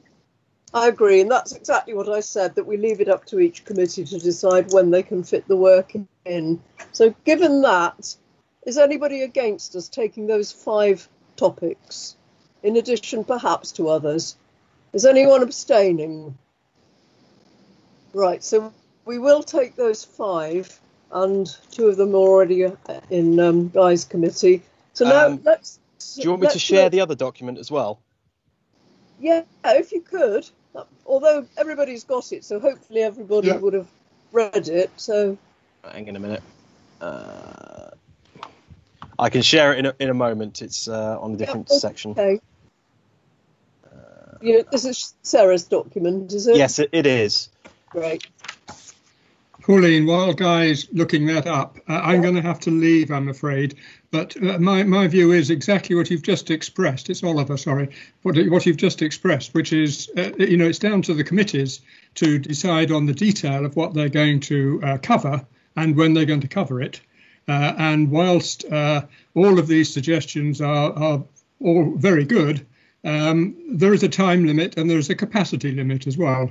Indeed. Thank you very much indeed for that, Oliver, and good luck in going. So, thanks so much. Thank you. Right, before we actually look at these, and I take any other people, can I ask you please to bear in mind that the officers are still responding to the COVID crisis and are still very, very busy. Reference what Graham said earlier. So please let's not overload them. So looking through, let me just explain what we'll do. There are, I think, 7 on Sarah's leaflet that haven't yet been discussed. That's poverty, democracy, track and trace. Pauline, could Guy make it larger so we can read it? Can you, Guy?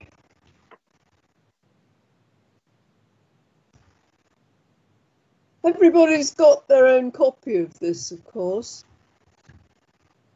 Okay, thank you. So let me go through them again. Poverty, community engagement, democracy, trace, public health, localities, and community safety. I think the innovation one will be covered by the other work. So that's 1, 2, 3, 4, 5, 6, 7 additional ones that Sarah has suggested. Now, can I have any general comments first, and then we will vote on each one of them separately? Who'd like to speak? If nobody would. I would like to just reiterate the point made a couple of seconds ago that yes, Andy. we need to be looking ahead, and we need to be doing things which will help the council do its job.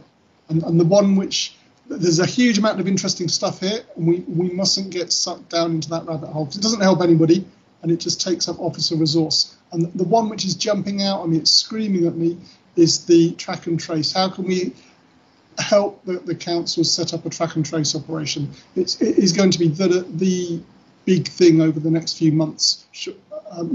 We need to find a way of getting that in there somewhere. That to me is the priority of all these. Agree. Rochelle? Isn't the government supposedly doing the track and trace thing? Are we going to do one in addition, a different app or something like this? It seems like it's redundant from that standpoint. The app is a red herring. It pretty much always has been. The track and trace will either be the central core banks or the local disease control systems and plans that we've always had, but which haven't been used. You know, when there was the first teacher got infected at Woodley, that was local council officers working with Public Health England who tracked down people. So it's that. What is there to? What are we doing to scale it up? How does it work? What do we need? What's missing? How can we help with that? Susan, have you got any comments about that? The track and trace is very much the local plan that Andy talked about, and that's the plan that the summary of which is going to be published on Friday, and will evolve as new guidance comes out over the coming weeks. So, for example, the town centre changes that have been made to enable social distancing has been based on a 2-metre social distancing, but of course that's going to change. And I was talking about scenario testing early on in the conversation, and that's all part of the test and trace and our a local sort of plan. So what we are doing, the Health and Wellbeing Board is very much part of that as well.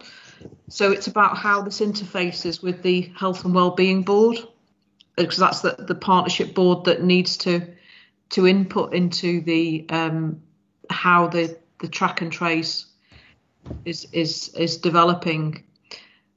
Sarah's suggestion is that it goes to HOSC. I've got Sarah, Alison and Andrew who want to speak. Sarah? Thank you. Yeah, it was firstly just to clear up, this was never meant to be a finalised version. It was a talking point, and I appreciate that there's too much on there. The intention with this is that we look at what's happened, but very much every item is to be looked forward and actually what we can do to support those going forward. So they are all supposed to be forward looking. I just want to clarify that point. Thank you. Alison? I just wanted to say that within schools, I think that my priority would be looking at the impact of the pandemic on the educational attainment gap. I mean, we want to understand the measures that we're taking to tackle it, but how are we able to measure it without having had SATs and the future of school exams and testing? But very happy to take on board the other points that Sarah's given. We have already heard from officers about COVID measures and what's been happening in children's services and in schools, and we will certainly look at this again and consider having an extra meeting, perhaps in October or in December. But we'll need to see if that would put undue pressure on officers. Thank you, Alison. Andrew? I agree that it's essential that the individual, the other overview and scrutiny committees make their decisions about how to best prioritise their scrutiny of these various points.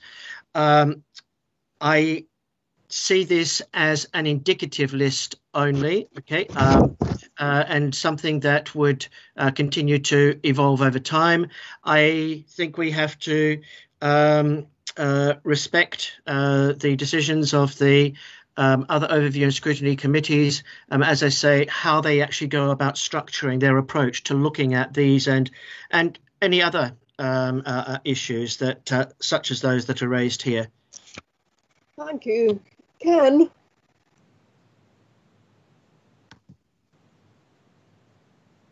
Hello. Can you hear me now? Yes. Excellent. Right, I'm just going to cover the ones on HOSC. Sarah, thanks for putting this through. It's got a nice breakdown of all the things that we should be covering, I think. I'm going to start with the 4 HOSC entries. Care homes, definitely HOSC. Track and trace, I don't think so. I think that might be better off. The trouble is there's not much to look up on the track and trace at the moment, but we could be quite useful in giving information to that procedure. Therefore, it's probably wise if that maybe did go somewhere like the Health and Wellbeing Board for its consideration.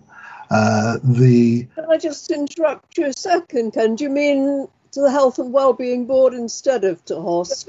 Yes, I think the main reason being is HOSC wouldn't have a lot to do with the track and trace unless it came in and it was going wrong, then maybe it could be viewed that way, but that may not even be the right place for it anyway.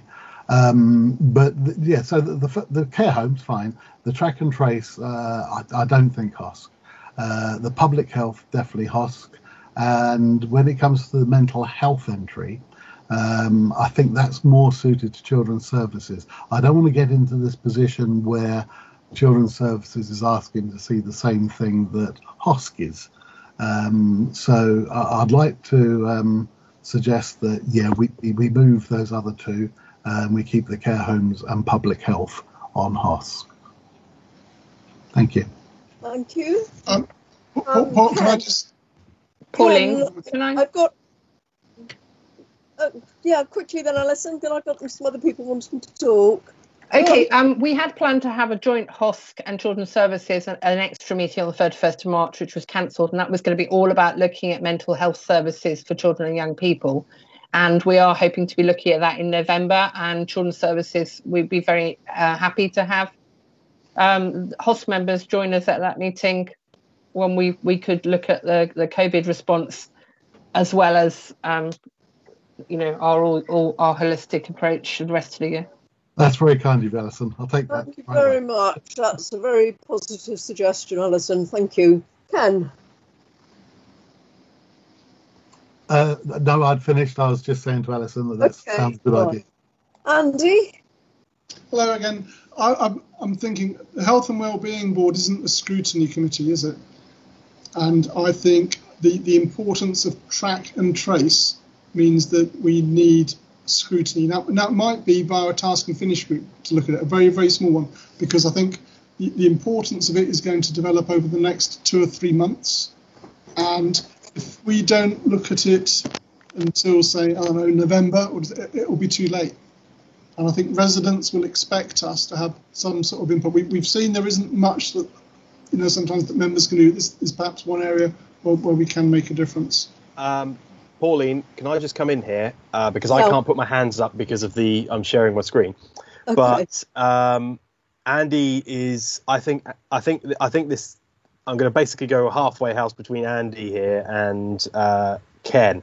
I personally think that it should be management that looks at track and trace because it's going to be up to the Health and Wellbeing Board effectively to set it up.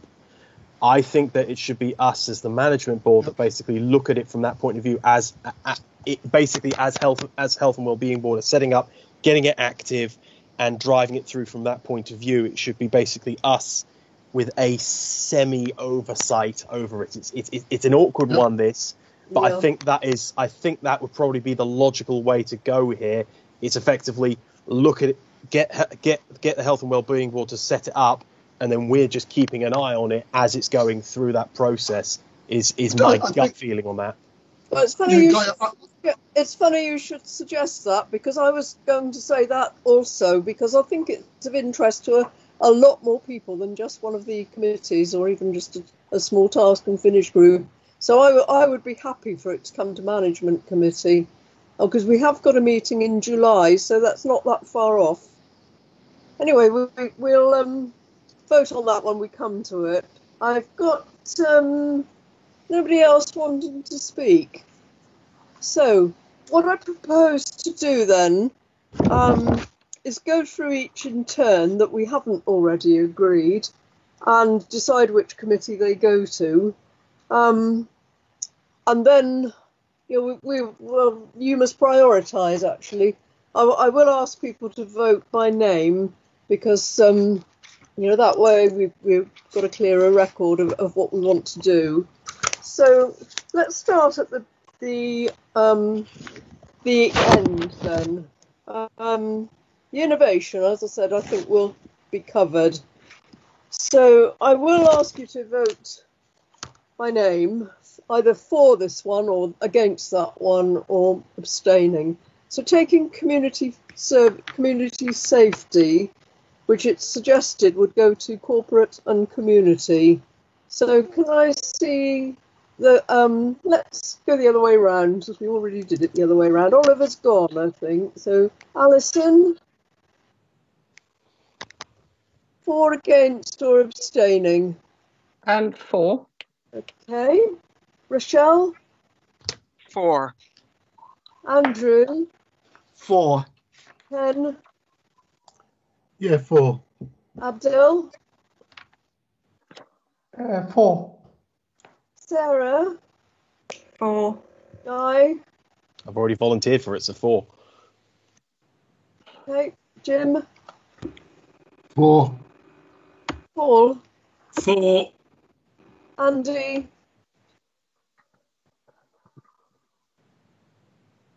We ought to be scrutinising. Sarah first.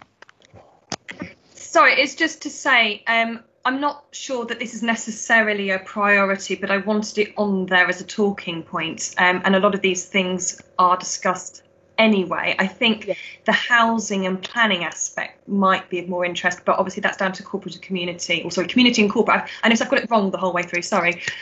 Just C&C works. Yeah, I'll do that in future. But I'm happy to take your guidance on this, guy, because it's not my committee.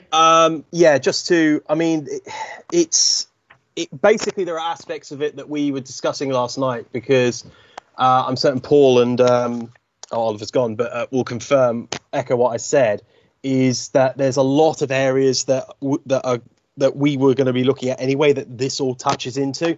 So effectively, there are elements of localities that are going to be doing it, but for example, aspects that management previously did last year that aren't as big an issue this year, etc. So effectively, the localities aspect probably does fall under the corporate and community, but I think with these, it's very much going to be dealing with them as part of bigger items as and when they come up.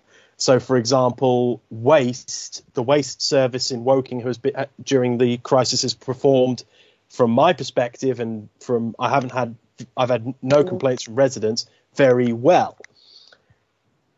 But so we don't really need to vote on that one then, because it will be covered, but in other aspects, I think is the best way of describing it in that regard.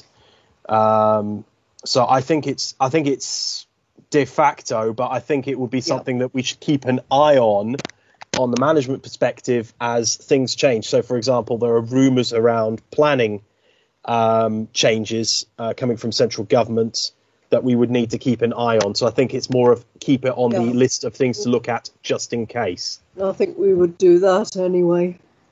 Okay, let's move to the public health one then, because all of the rest have been covered, which it suggested goes to HOSC, and it's joint working between the various organisations, the impact on NHS provision of waiting lists, and RBH, Royal Berkshire Hospital response. Ken, do you have any views on whether you've got time for that or whether you'd like to take it?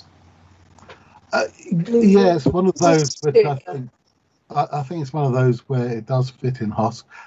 But if we look at these 3 individual items, I suppose the 2 that instantly come to mind is the impact on the NHS provision waiting lists and the RBH response. The joint working between the different groups, well, that could go somewhere else if anyone would like it to, I suppose. But I think the last two, no, probably HOSC. Any further comments, Sarah? Yeah, Sarah? just to say, I mean, Yeah. that aspect actually, the joint working, I think, is the big one. In that this is how we go forward, and work more collaboratively, and look at what's happening. And so, I think that's the big one in my view to be discussed. And I would very much see that in the health committee, because it is all around health. But I mean, I don't know how other people feel. Can I just add? Andy, yes.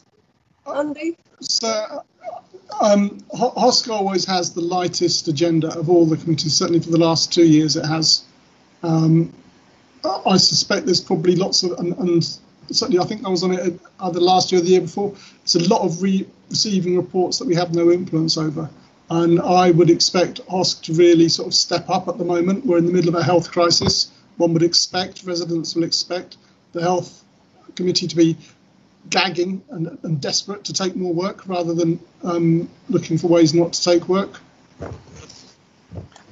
Yeah, can I just say that it's a bit tricky with HOSC because it's not the same as the other scrutiny meetings. We don't actually have an awful lot of power with outside groups.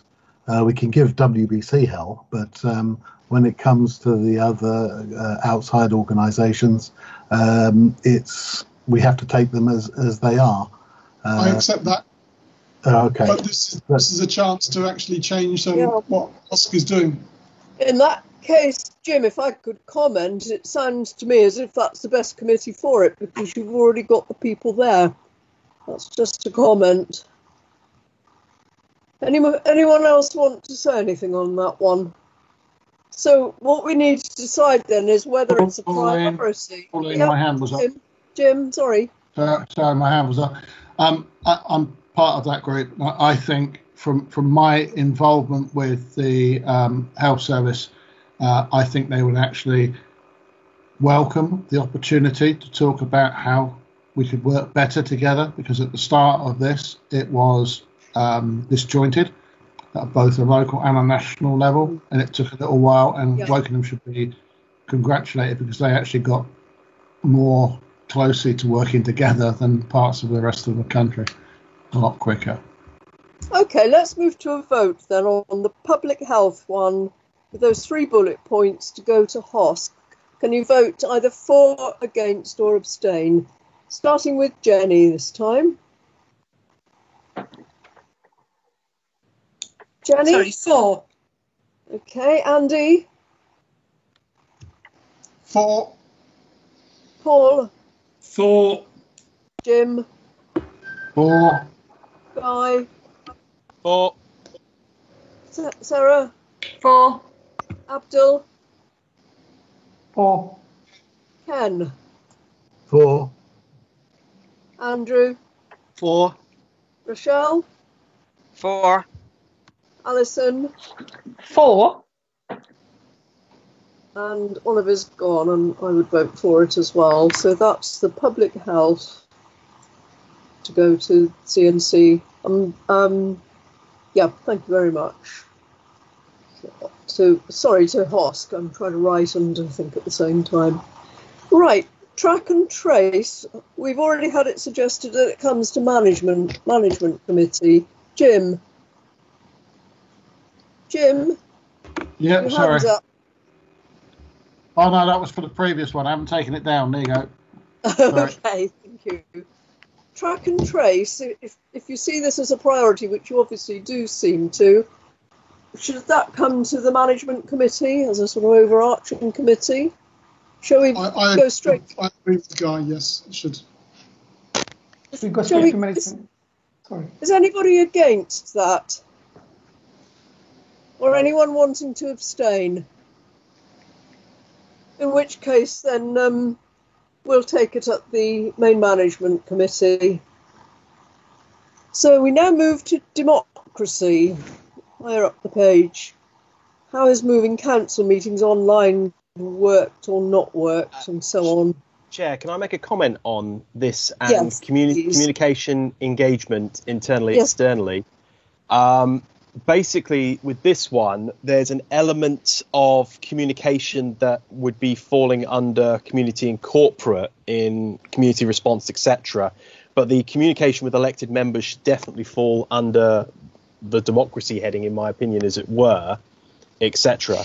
And this is an area that I think that it should be done by the management committee, because although it is community and corporate to a level, it's much more than that, because there's more than one committee. So I feel it should be management indeed, with the communication with elected members being thrown into this, because it is part of local democracy and engagement.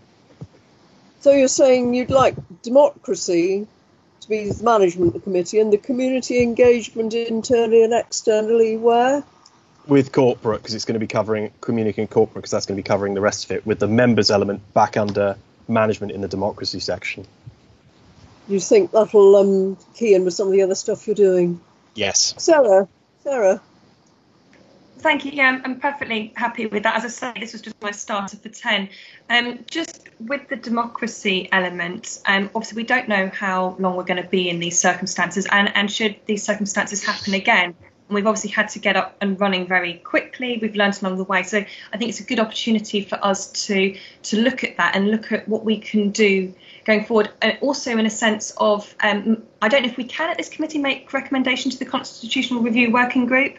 Obviously it's up to them to decide, but obviously in the last council meeting there was a bit of a kerfuffle over this.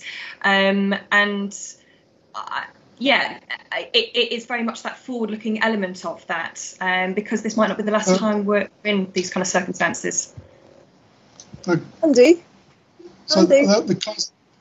Thank you. So the Constitutional Review Working Group has got an emergency meeting tomorrow evening, Thursday evening, which I think will look at some of the issues that have come up recently.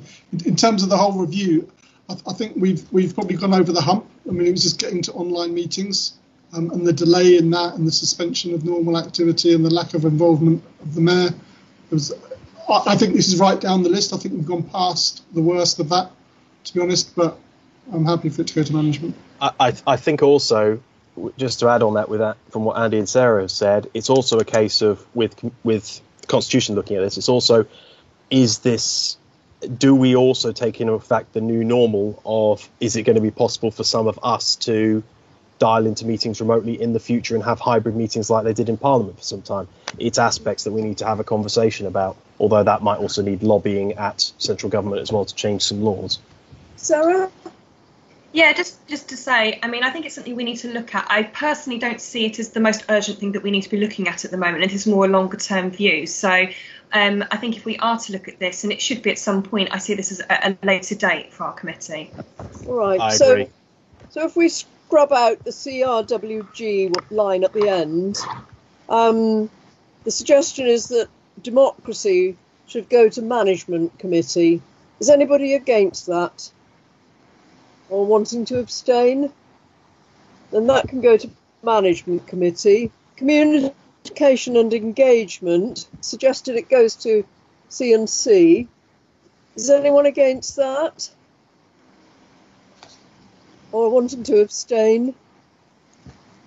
Okay, thank you. And then that leads us to the last one, poverty, which is down currently for management committee.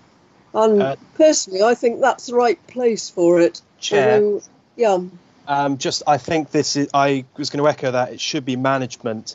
I think this is basically the item that we should be looking at as our priority target as management throughout the year. Yeah. Because it is such a important topic that we need to look at, because the aspects that we need to examine include the COVID impact, the effect of effectively shuttering huge elements of the economy, how things are going on the furlough scheme, and unemployment rate, is that going to rise, educational attainment. It is such a vast topic that I think it does need for us to look at it and be looking at it succinctly in a similar way to how we did the budget last year for community and corporate, and basically just keep it as a rolling topic throughout the year. I know that's going to be a lot of work, and I can see, and this is putting a lot of pressure on officers' time, but it is such an important thing because I do not want to be in the position where we are blindsided that because of what we had to do to save lives now, we are impacting lives in the future by shuttering the economy and impacting on education, people's livelihoods, etc. I want to know more about that. So that's why I think it should be management. It should be our big topic for the year as management, in my opinion, along with everything else that we're doing for the COVID-19 response.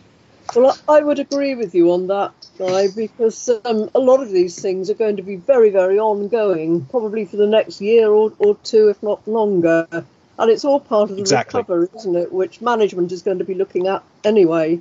So if you're making that as a suggestion, and I'm happy to second that. But I've got Sarah wanting to speak. Can I just remind everyone, I actually made a proposal on this item to be a task and finish group under the management committee. So, I mean, obviously we can discuss that element, but because of the seriousness of it, and actually it also needs to be recognised that poverty has existed in this borough for quite a while, or I don't know, it's not a new thing. It's obviously just amplified at the moment. I mean, we've always had a food bank for as long as I can remember now.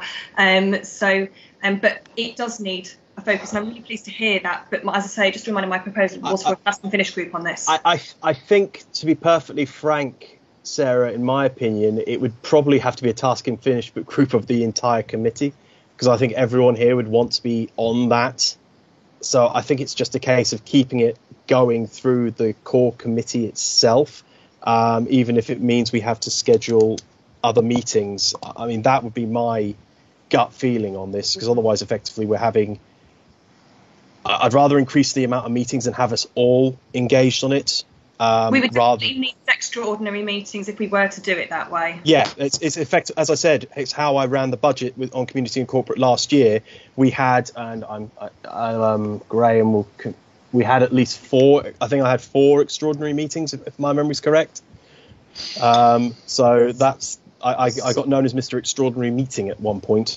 So that's the I would prefer to do it that way, with more meetings for us if required, than effectively a task and finish group and then reporting back and everyone catching up, etc.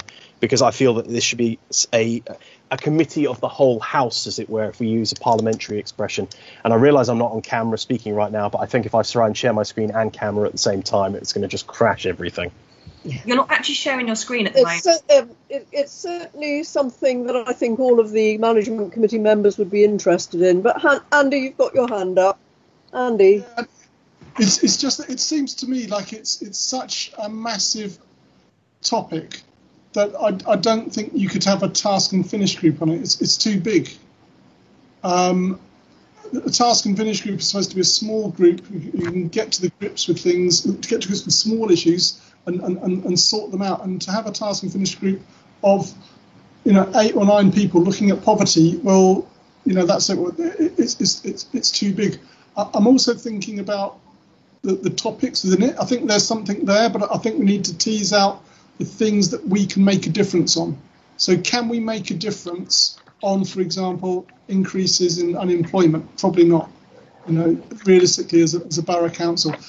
With the furlough scheme, for example, we're just funneling the money on. We're not, it's not our money. The work that WBC will do with partner organisations going forward, that's probably important. And I'm wondering if that perhaps sits with some of the things that Guy is already going to be looking at in terms of the community response. Homelessness is again, it's to me that's a separate thing. I think, although it's a very good intention, I'm not sure if we're being sufficiently forensic when we look at how we want to best contribute to helping fix some of these issues. So, Andy, can you say which of those 6 bullet points you think should be included? The final one is jumping out at the final 2. How they're not numbered. So it's how WBC and partner organisations will work to support those in poverty and help lift them out of poverty. That's a massive thing for me. And then related to that, I think, is people that have come to the council for assistance. That side of it, because so unemployment level analysis. Just those two. Just those two. Because others will be covered by those two. It's true. Sarah, you want to speak? Sarah. It was just to come back on that. Again, it was just a starter for 10, and I appreciate there's some extra things in there. I just wanted to make sure I put everything out on the table.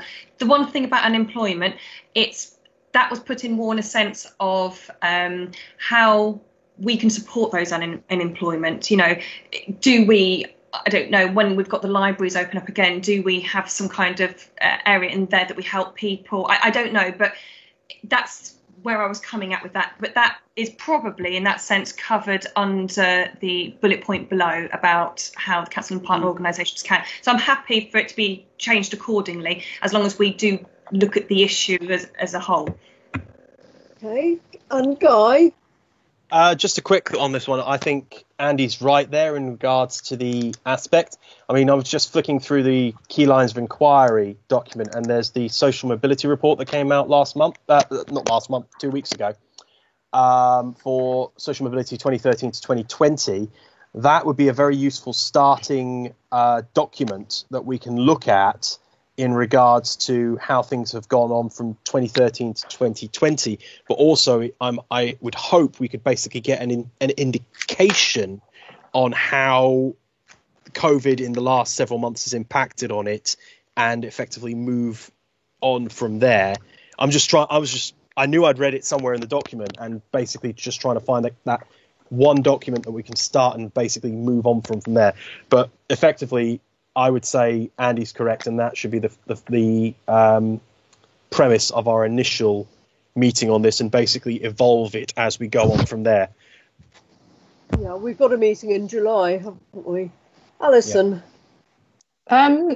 Well, I would support Andy's point that we, as a committee, we can only overview and scrutinise things that we can make recommendations to the executive, so that we're looking for things that we can improve or identify where officers, certainly need to look again.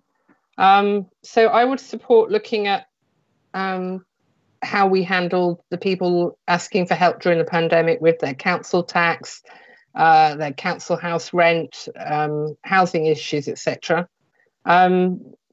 We can't make recommendations on universal credit because that's beyond the powers of the council. My other point is that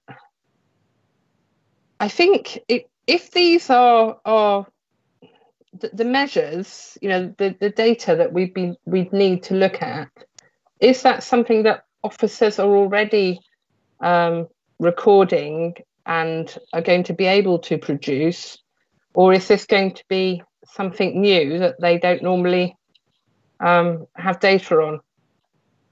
Exactly how we define the poorest people in the borough and keep track of where they're at. I'm not clear that we're going to easily be able to be presented with data. Anyone got any comments? Neil, do you have any comment on Alison's remark? Well, I can comment if you want, Pauline. Yeah. Okay. Yeah. Yes, please. Yeah. It's going to be a mix. Some things will be readily available. Some really useful data would have been captured throughout the crisis, and others will be much more problematic. I think it's with all of this work. I think what you're doing is you're trying to sensibly chunk them out into those 5 key areas, which is sensible, and allocate them to committees. I think when that's done, I think that then there's like a real another significant piece of work, which is, okay, how big is this? Informed by maybe some of the officers of how big is this piece of work in the round, and which ones would make best sense in terms of prioritising in the context of what will make the difference and what will make less of a difference, as been previously said by others on this call. So I think it's you just need to, I think, complete in terms of divvying them out, and then we'll have to kind of look at it to see how we can make the committee as effective and purposeful as possible. And specifically, some data will be readily available and others what might be impossible to get hold of. Yeah, that's helpful. Thank you very much. And as I said earlier, these are ongoing issues, so they don't have to be looked at all in one go. Guy, you had your hand up, Ken? No, that was me forgetting to turn it down. Okay. Sarah?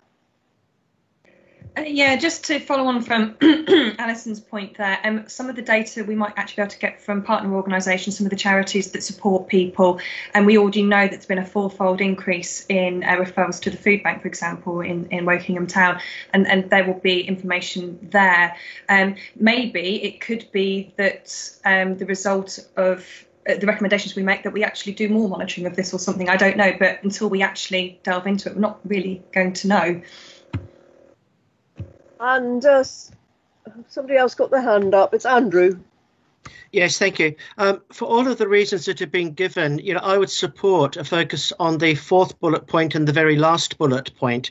But I'd also like to suggest that the first bullet point remain, the focus on the poorest, and I would add the most vulnerable. And one of the reasons why I think that is going to become increasingly important is that I think that there are likely to be more and more people moving into poverty, and opportunities to move out of poverty will become increasingly difficult for many of those people in the coming years. And there is a role there for the council to see what they can do to both help reduce the numbers of people falling into the deepest poverty and to help them out. So that's the reason why I would like to keep a focus there on the first bullet point as well. Andrew, that's actually covered in the fourth bullet point, I think.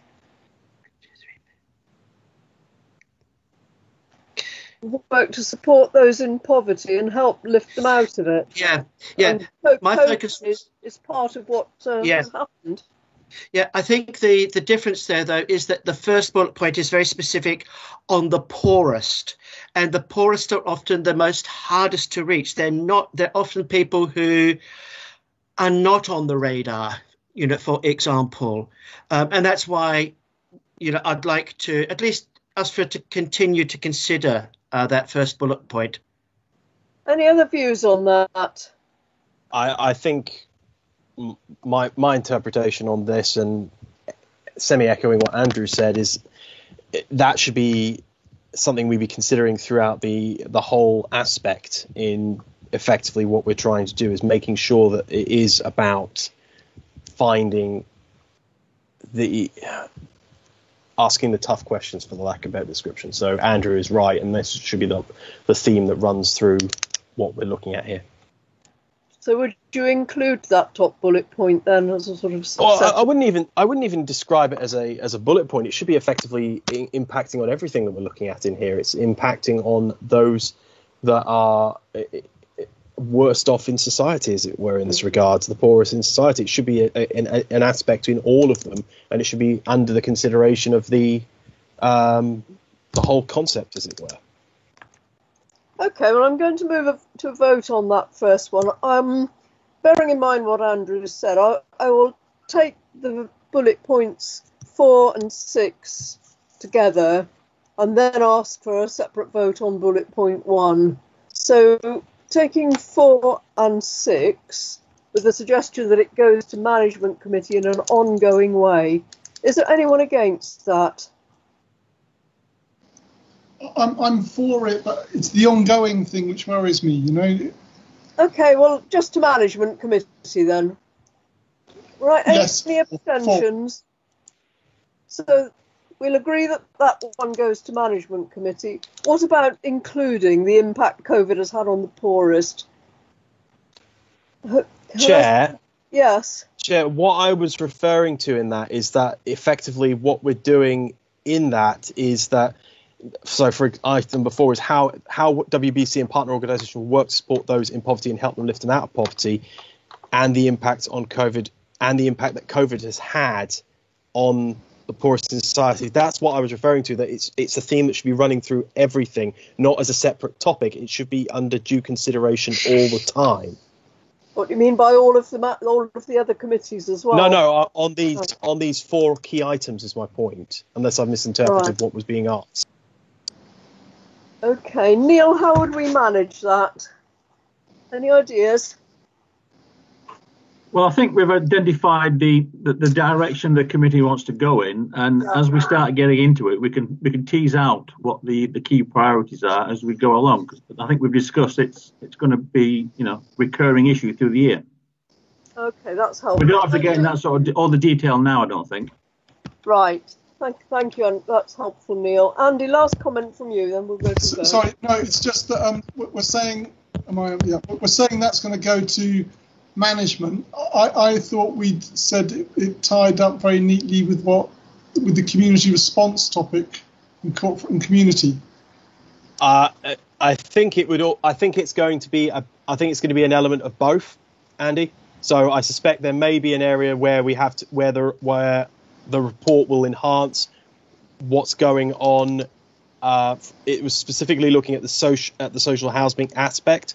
So there is going to be a slight bit of duplication there. You're right, but I think it's very much going to be looking at individuals. That won't be a problem, I think, because it is I think important. there's always going to be a slight crossover, but the poverty aspect should definitely stay in here. So is everyone happy with the poverty one staying with management committee? Right, now we move right back to the beginning of the report on the agenda, to the recommendation. And I think there will be a few amendments which have come out of our discussion. So I will read them out, and I'm happy to take each one separately if you like, but I think the amendments are pretty self-evident. Sarah, quick one, please. Sorry, there was a part of this that we didn't actually discuss, and actually how we do the scrutiny of this. And one of the things I just wanted to raise was the education/information sessions that we have. Could I ask that they're opened up to all councillors, not just the ones of those committees? If anyone else would like to attend, I think that'd be quite good. Good idea. Is that okay, Neil? What do you think? Yep, fine. Is that all right, Neil? Yeah, fine. Thank you. Okay. Right, the recommendation then is the committee's requested to consider the report, which we've done, and identify issues for discussion at the meeting with the Chief Exec and Deputy Chief Exec, consider the process and timeline for carrying out further detailed scrutiny of specific issues as set out in the report. I would like to add in at that point that we also include community safety to go to CNC, public health to HOSC, track and trace to management, democracy to management, communication and engagement to CNC, and poverty, the 2 bullet points we agreed, to management. You got all those, Neil? Yes, fine. Okay. And that we allow, add this in as an part of the amendment, to allow each committee to decide the dates for each scrutiny area. Okay, Neil, got that? Yes, fine, thanks. And then finally, this is one we haven't discussed, but again, I think it's pretty self-evident. And to request officers to call for evidence from our partners, for example, CCG, GPs, care homes, town and parish councils. Does anybody have any problems with those amendments? Jim, you've got your hand up. Was that just a mistake? No, I'll leave the hand up after we've done the amendment. Sorry. Okay.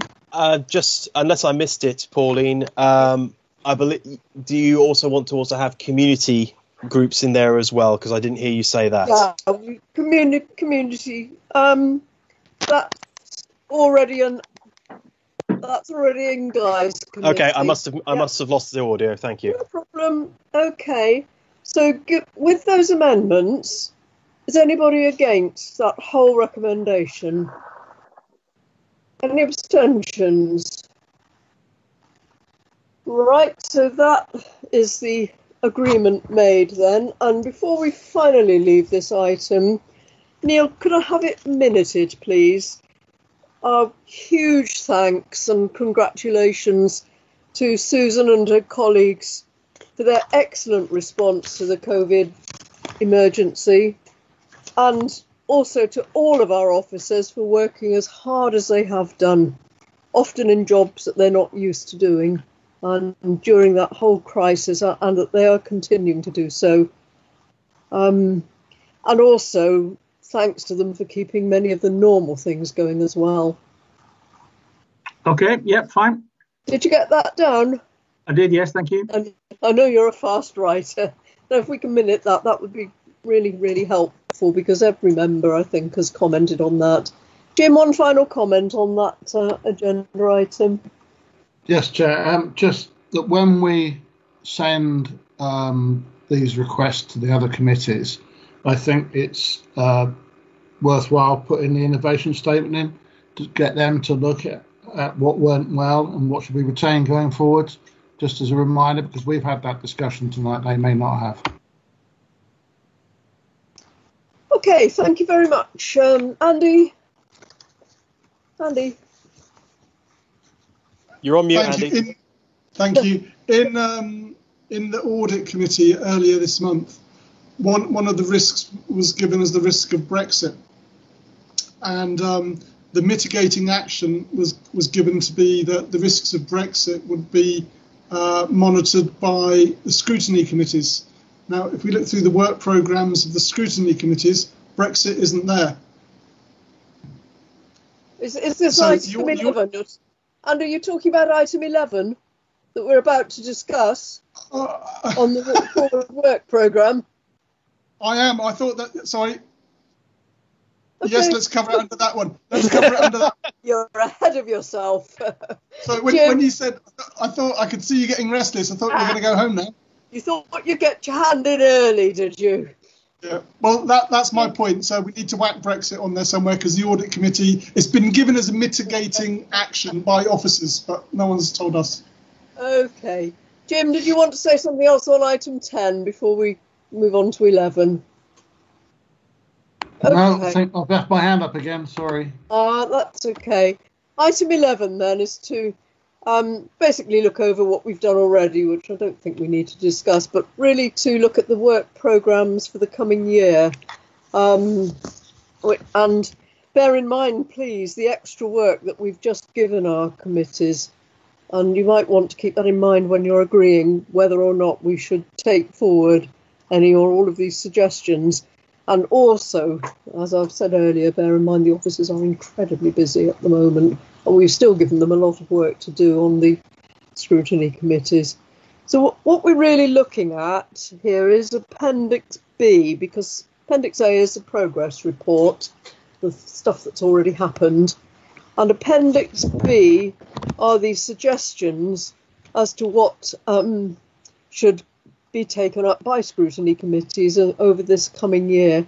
We've got some suggestions from Wokingham Without Parish Council, and I bear no responsibility for that because I'm not on the parish council, from Early Town Council and from Sarah. So what's the best thing to do? Should we go through each in turn, and if anybody is in favour of dealing with them, then we'll decide which committee it goes to. Sarah, then Andrew. So it was just very quickly on something on Annex A, on the Management Committee Action Tracker, point 7 and point 14. The 7 was the equalities and 14 was the effectiveness of the overview and scrutiny function.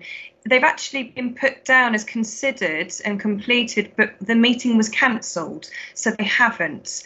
And I'd like to make sure that they don't get lost. In both of them are obviously really important. So Okay, yeah. Sarah, thank you. Yeah, good point. Thank you for noticing. Andrew? Andrew? All I was going to say was that I think that some of the scrutiny suggestions may already appear in Appendix D.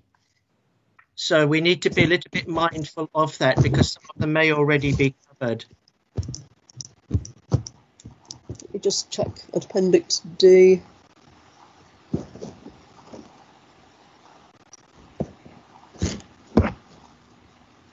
What page is that on, please? In the big numbers, it's 151. Yeah.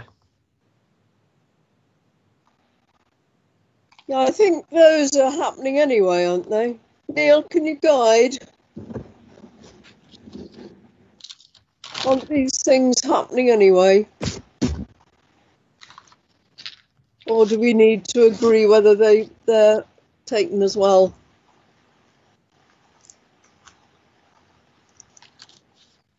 Sorry, I was just sending an email to Guy, and I'm not. What point exactly do you want? What exactly do you want me to guide on? Annex D. Yes. The draft work programmes. We need to discuss that as well as the suggestions, do we? Well, could I make a suggestion about this? Yes, please. We've done a lot of business this evening, so how about if I incorporate alternate work into these and then bring them to the next meeting in July? Yeah. Because otherwise we're going to be chasing our tails, I think. A very tidy and rational way to do things. Yes, indeed. Yeah. Is everybody else happy with that? I am, because I've already set my half of mine. Happy? Yes, I'm happy. In any case, some of the things from Wokingham Parish and Early, they duplicate anyway, so that would be really, really helpful. Neil, thank you for that suggestion. Sarah? Sorry, Neil, I'm not sure if you heard the part I mentioned where the equalities and the review of how we do overview and scrutiny didn't happen in the end, although they're marked as having been considered at the March meeting. Now, while I'm very happy with what you've just suggested, the how we do the overview and scrutiny function is something that needs to possibly be done earlier, maybe. I don't know. I mean, these were things that were already on the agenda, and I don't want those to be kicked into the long grass too much either. Well, they could be discussed at the next meeting then if we're going to look at the whole of the forward programme. But thanks for the reminder. Guy? Yeah, just on what Sarah said, it would also be interesting, considering what I said earlier about the new normal, etc., that overview and scrutiny and aspects can also be considered under that as well. So it does still need to be looked at. Timescales, it's going to be when the committee has the capacity. Next meeting, if we got it in July, I can't remember what the agenda is, but we should be. Yeah, I've got no objection. Okay, Guy, thank you very much. Anyone want to say anything else about Neil's suggestion that we take this at the next meeting with Neil having rationalised it? Okay, well, taking silence as consent, then thank you very much, Neil, for that suggestion. I think, because it's quite a long list, and I think it will take quite a while to go through it properly. The last item on the agenda is there any other items that the chairman thinks are urgent? And there are not. So finally, thank you so much, all of you, for this evening. It's been quite a long haul, but you've been incredibly positive, and I think we've come to some good agreement. So thank you ever so much for all of your contributions, and goodbye. Keep well. Good night. And thank you too. Yeah, and Just Pauline.